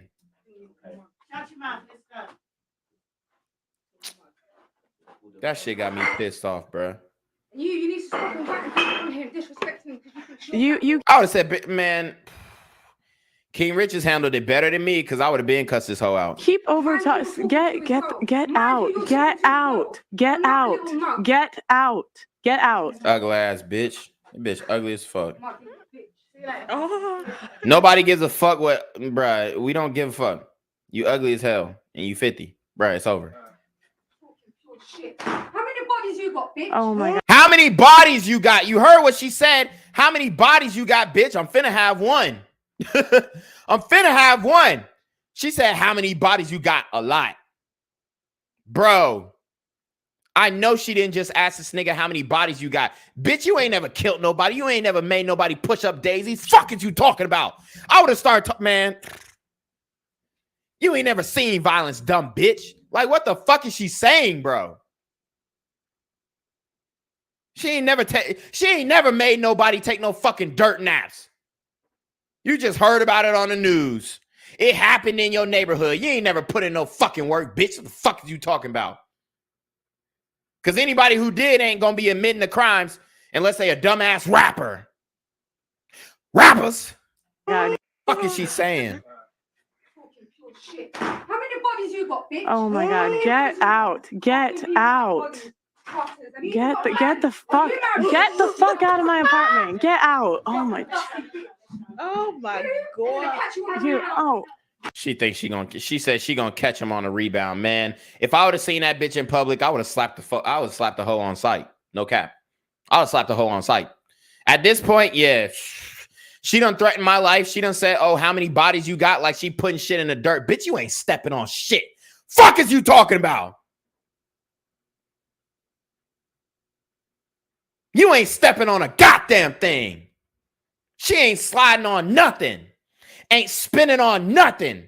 She ain't slime nobody out. Fuck is she saying? Oh my god. Okay, hold on. Can I just, for my own safety, who are we allowed to call bro here, and who are we not allowed to call bro? I just want to know. Destiny with the comedic relief. Okay, shout out to Destiny. Get the fuck out. Lock the door. Blessing, go lock the other side too. Blessing, lock the fuck. Yo, the only reason was because she kept interrupting me. Jesus Christ. Look, I don't. Oh my god. What? Can you go check? Just go double check. Go. No, but okay, that's fair enough. But listen, look at the difference. That has never I've never had anyone walk off or kicked out. I think best is we move on quick. But think about it. What did I actually say that was disrespectful? Okay. Yeah. Yeah. But she's saying I was disrespectful to her. Bruh, he ain't disrespect her one time. She disrespected him all them times. And then all the women on the panel are, well, you could have handled it like this. Shut the fuck up. When somebody threatened your life, I'm matching that energy. Y'all talk about matching energy all the time. She threatened to see this nigga afterwards. She threatened to hit him up. I would have said, bitch, I will slap the fuck out of you and your husband. And I'll get a nigga to fuck him. Fuck is you talking about? Yeah, we'll get that nigga fucked. Straight up. Playing them damn games. Whoa, man. This bitch is crazy. Yeah. Okay. You were antagonizing the situation. You kept going. Okay. We're gonna. How the fuck was he antagonizing? The bitch threatened his life. She full of shit, man. Esther full of shit. Every black woman on this panel should have King Richez back. And the fact that they don't tells us everything we need to know. SYSBM, guys. Guys, okay. Fuck out of here, man. Is she gonna be like waiting outside for her? Bro, I'm a little scared. I don't want to die in line. You know what's crazy? We were supposed to have security. We were supposed to have security tonight, and it didn't. I was like, nah, that's scary. I'm sorry. I was scared. Yo, the only reason I was gonna let her talk is the crazy thing, but she kept interrupting me, and I was just like, if you're gonna keep interrupting me, you have to go. Like, I don't. I don't think she could hear you, honestly. And you didn't call her name as well. What? She could hear. She couldn't hear you. No. Bro, shut the fuck up. I can't believe this black woman is defending that. When a white woman just threatened a black man's life, her defense is, well, she didn't hear you. Are you fucking kidding me? Are you serious right now? Did that really come out of her mouth? And then Destiny, the pansexual white boy, has to come in and say, no, she heard him. She's just a bitch. Fucking ridiculous. I was scared. Yo, the only reason I was gonna let her talk is the crazy thing, but she kept interrupting me. And I was just like, if you're gonna keep interrupting me, you have to go. Like, I don't. I don't think she could hear you, honestly. And you didn't call her name as well. No, she could hear. She could. She just kept. What the No, fuck? I give up. Wow. Back to business. Back to business. You know, Esther, they're saying that Esther's the sane one in this podcast. Wow. Okay. I can't believe Auntie Jenny was worse than me. Just saying. So they said Esther was the sane one on this podcast. Now we're going to fast forward to when Esther gets kicked out. So that was fun. So let's fast forward. Then we'll wrap it up. Shout out to King Richez. Hey, man, if you need reinforcements, I already know he got his crew of niggas out there. You know what I'm saying? Them niggas untouchable. But, you know, like I said, if you need some American muscle to pull up, nigga, we got you, bro. We ain't finna let no fucking goofy ass, old ass bitch come with some empty threats. Bitch, if you want to make a threat, make a promise, little hoe. If you want to make a threat, make a promise. And then, yes, niggas will come see you. Yes, they will. And they gonna keep. And matter of fact, we gonna come see your husband about it. Fuck all that other shit.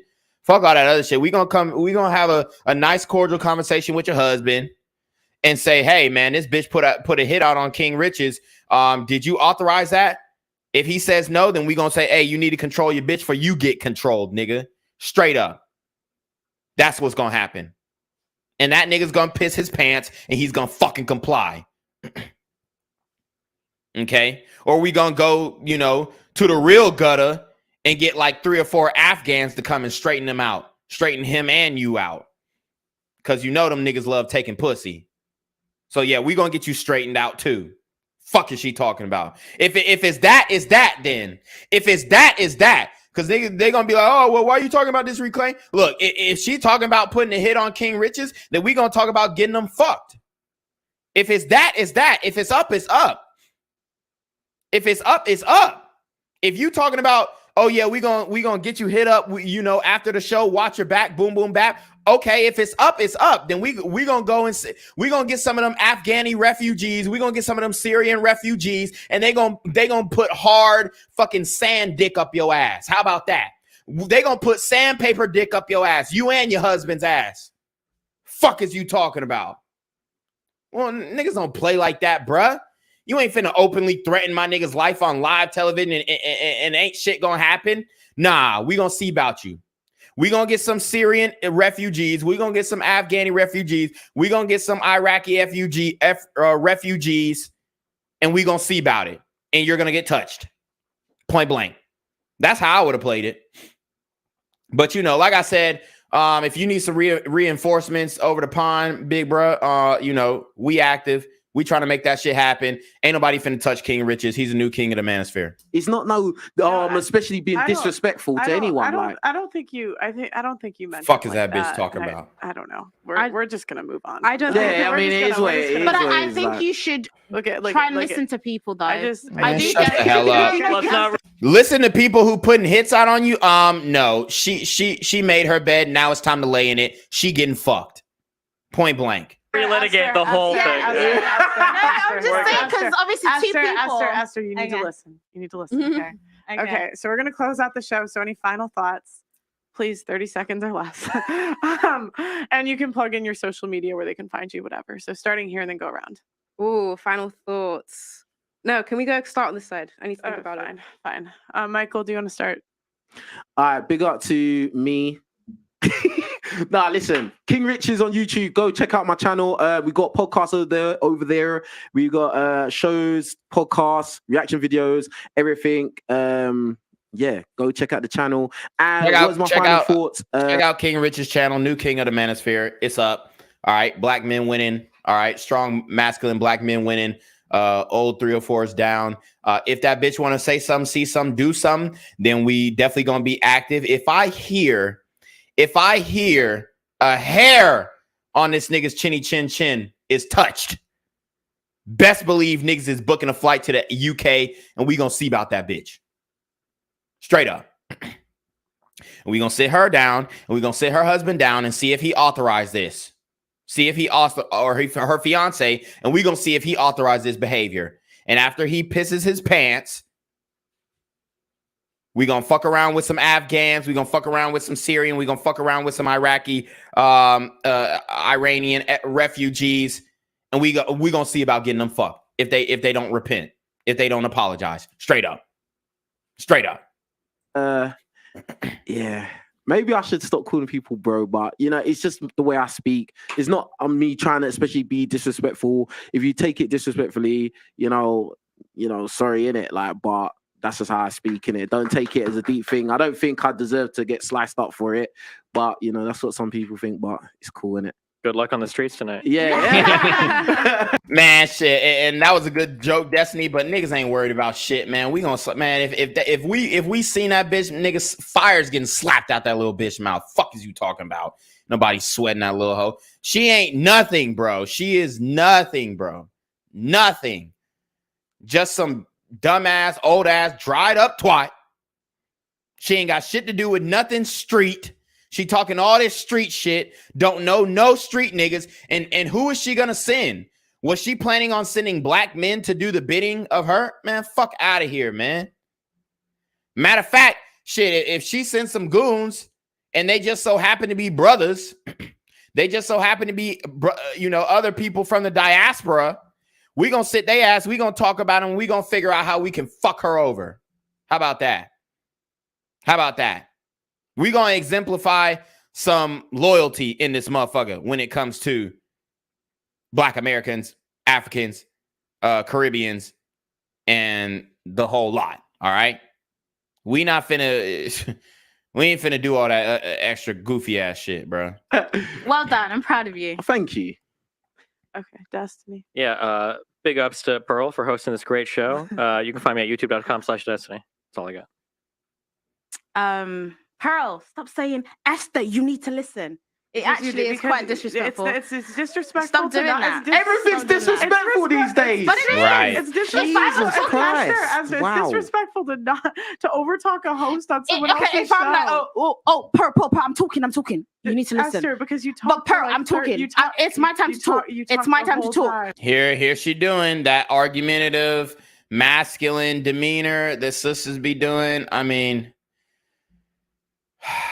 this is not your show, Esther. Stop being a bitch. Everybody's gotten kicked off the damn podcast, and you're over here exacerbating when they're trying to do closing thoughts. It's absolutely insane. How does that feel? You talk the whole Esther. How does that feel? Esther, okay. Pearl, but this is my turn. It's my turn to speak. Okay, I'm gonna give you no time. I'm gonna give you no time. I'm gonna give you no time. All right, your turn. Go. Your turn. Okay, then get. Stop. Esther, go. Esther. Maybe we didn't all survive. And this is the disrespect that women show for other women. How about that? Pearl politely asked her to leave, and she won't leave. Why doesn't she respect women? Why doesn't Esther respect women? Because, women don't actually respect other women. They respect men. I mean, that's just really what's going on. I mean, you can say, oh, yeah, women respect women and all this other shit, but then sit their ass in a room together and see how far that respect goes. Once one offends the other, with their ideology, thought process, religious beliefs, or whatever, they retract that respect. They don't respect women. They respect whoever fucking agrees with them, and that's the problem. Pearl politely asked her to leave, and she didn't leave. She doesn't respect Pearl. Pearl is a woman, so Esther is a misogynist, point blank. Because I guarantee if King Richez would have told her goofy ass to leave, then her black ass would have got her ass up and left. Okay? Why? Because that threat of violence. You see how that white bitch didn't get too close to King Richez because she saw his fucking arms and she's like, shit, this nigga will crush my head. Yeah, maybe we didn't. Maybe. Stop, then get out. Okay. Then get out. I'm so tired. Esther, then get out. Then Esther, I don't care. Esther.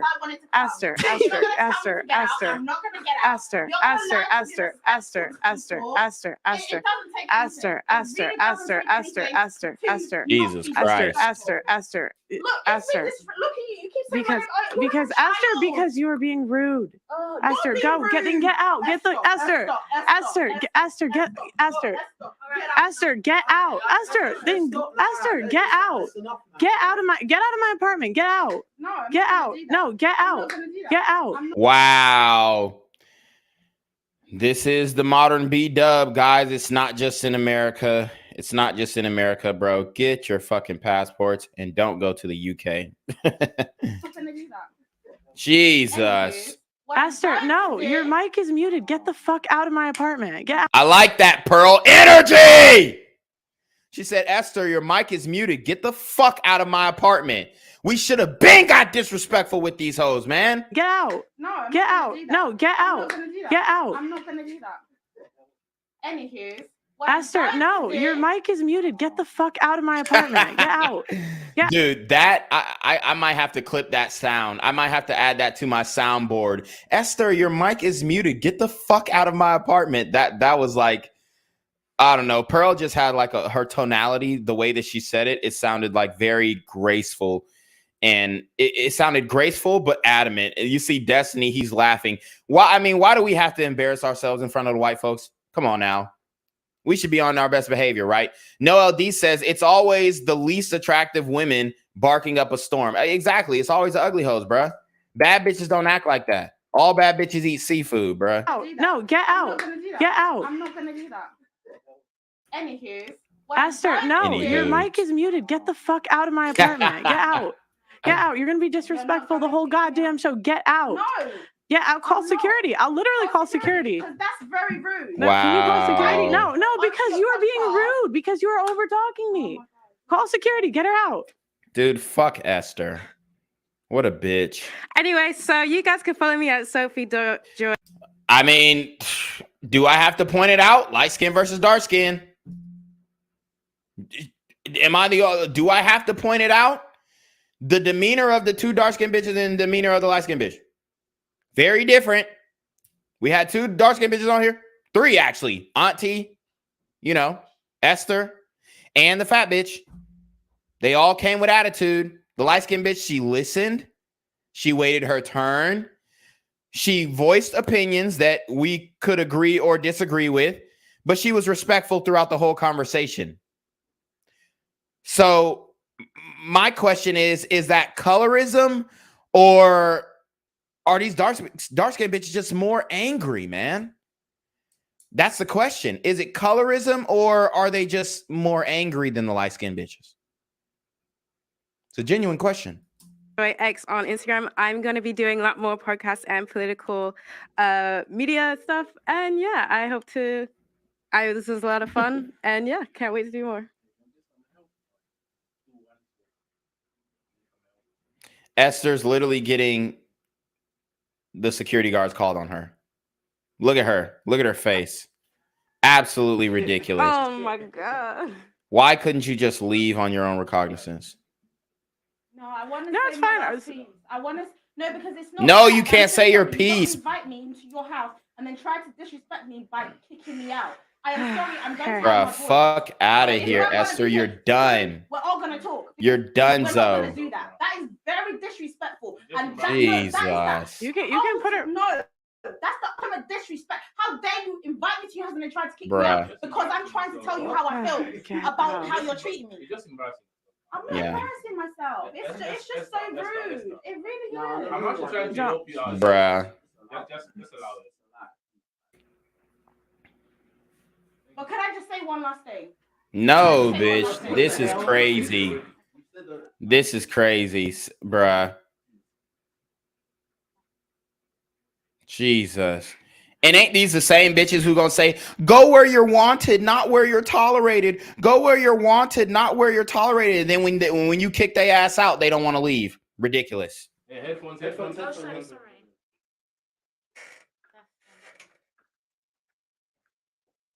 don't know why I did that to myself. I don't know why I even came. I can't believe it got to this point. Jesus.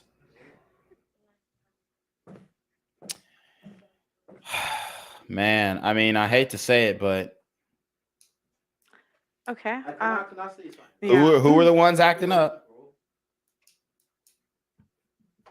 Hey, listen. So we got King Richez, the king of the Manosphere, getting the last word in. Let's listen up. Big up to top producer, big up to Pearl, big up to myself, big up to Destiny, big up to the last remaining guest, Sophie, yeah. Yeah. And yeah, man. Sophie, the only feminine woman on the panel. This is just a little message to all you ones who want to go and do podcasts, bruv. It's not easy, bruv. It's not easy. Yeah. So just know what it is. And yeah, go subscribe to my channel, bro. Yeah. This happens a lot on my channel as well. Yeah, even more. So go subscribe, King Richez, right now. Yeah. Go subscribe to my channel right now. Yeah. If you like drama like this, go subscribe to my channel right now. I feel like I won the Hunger Games. Huh? Yeah. Well, hold on, we just said that with 4 of us here. Okay. And that chick has a good sense of humor. I feel like I won the Hunger Games. I mean, all she needs to do is like lose 30 to 50 pounds and she'll be ready to go. She'll find a husband in no time. Just got to hit the gym. Yeah, but now I'm the last standing girl. You know what's crazy? I swear to God, this has never happened in my year of shows. Bruh, just got peed. Anyways, okay, guys. It was a lot of fun. I loved it. Okay, guys. Thank you for watching this shit What a show. good sport. The only good sport. See, a lot of women, they're just not good sports, man. And they can't go back and forth with these type of conversations without getting triggered. So anyways, shout out to Just Pearly Things podcast. She's doing the Lord's work, also putting black men on. So all the niggas hating on her, it is what it is. Obviously, it does sting as a content creator to see, other content creators who, you know, you may not have the same level of talent as you, grow so quickly. But the thing is, you know, Pearl is giving back to the Manosphere, and she's bringing men on. She brought Andrew Tate on, very controversial guy. You know, she's bringing Destiny on, a controversial guy who's been involved in these conversations, even though he's not necessarily a part of the Manosphere. He's kind of the ops, kind of like an inside man, I would say. But you know, she's spoken with other content creators, and she's bringing black men on and putting black men on. So, you know, you can't hate on Pearl, because what she's doing for the community is Lord's work. So anyways, you already know what it is, man. It is your boy Reclaim Your Throne. Make sure you like, comment, share, subscribe. Send your relationship questions to email down below with a screenshot of your CashApp so I know you're paying your tithes, man. Y'all need to be on your mark game with the BS. You already know. Reclaim Your Throne. Want to become an elite level athlete? Well, look no further. The Reclaim Your Throne Elite D1 training course is all you need to take your performance from subpar to the creme de la creme of athletes all around the world. The purpose of this course is to give you a comprehensive weight training, speed, flexibility, recovery, and endurance program that is meant to prepare young athletes for collegiate and professional sports. This course is packed with over 2 hours of creative, action-packed lifts narrated and coached by yours truly to assure increased strength, speed, flexibility, recovery, and endurance. Hey, I get it. Training alone can be tough and can even make you feel misguided or somewhat unmotivated. But with this course, I walk you step by step through each and every lift to make sure you're using the proper form to prevent injuries and that you're hitting the correct muscle groups to render maximum results. So what are you waiting for? It's now or never. So go ahead and get the training course today so you too can reclaim your throne.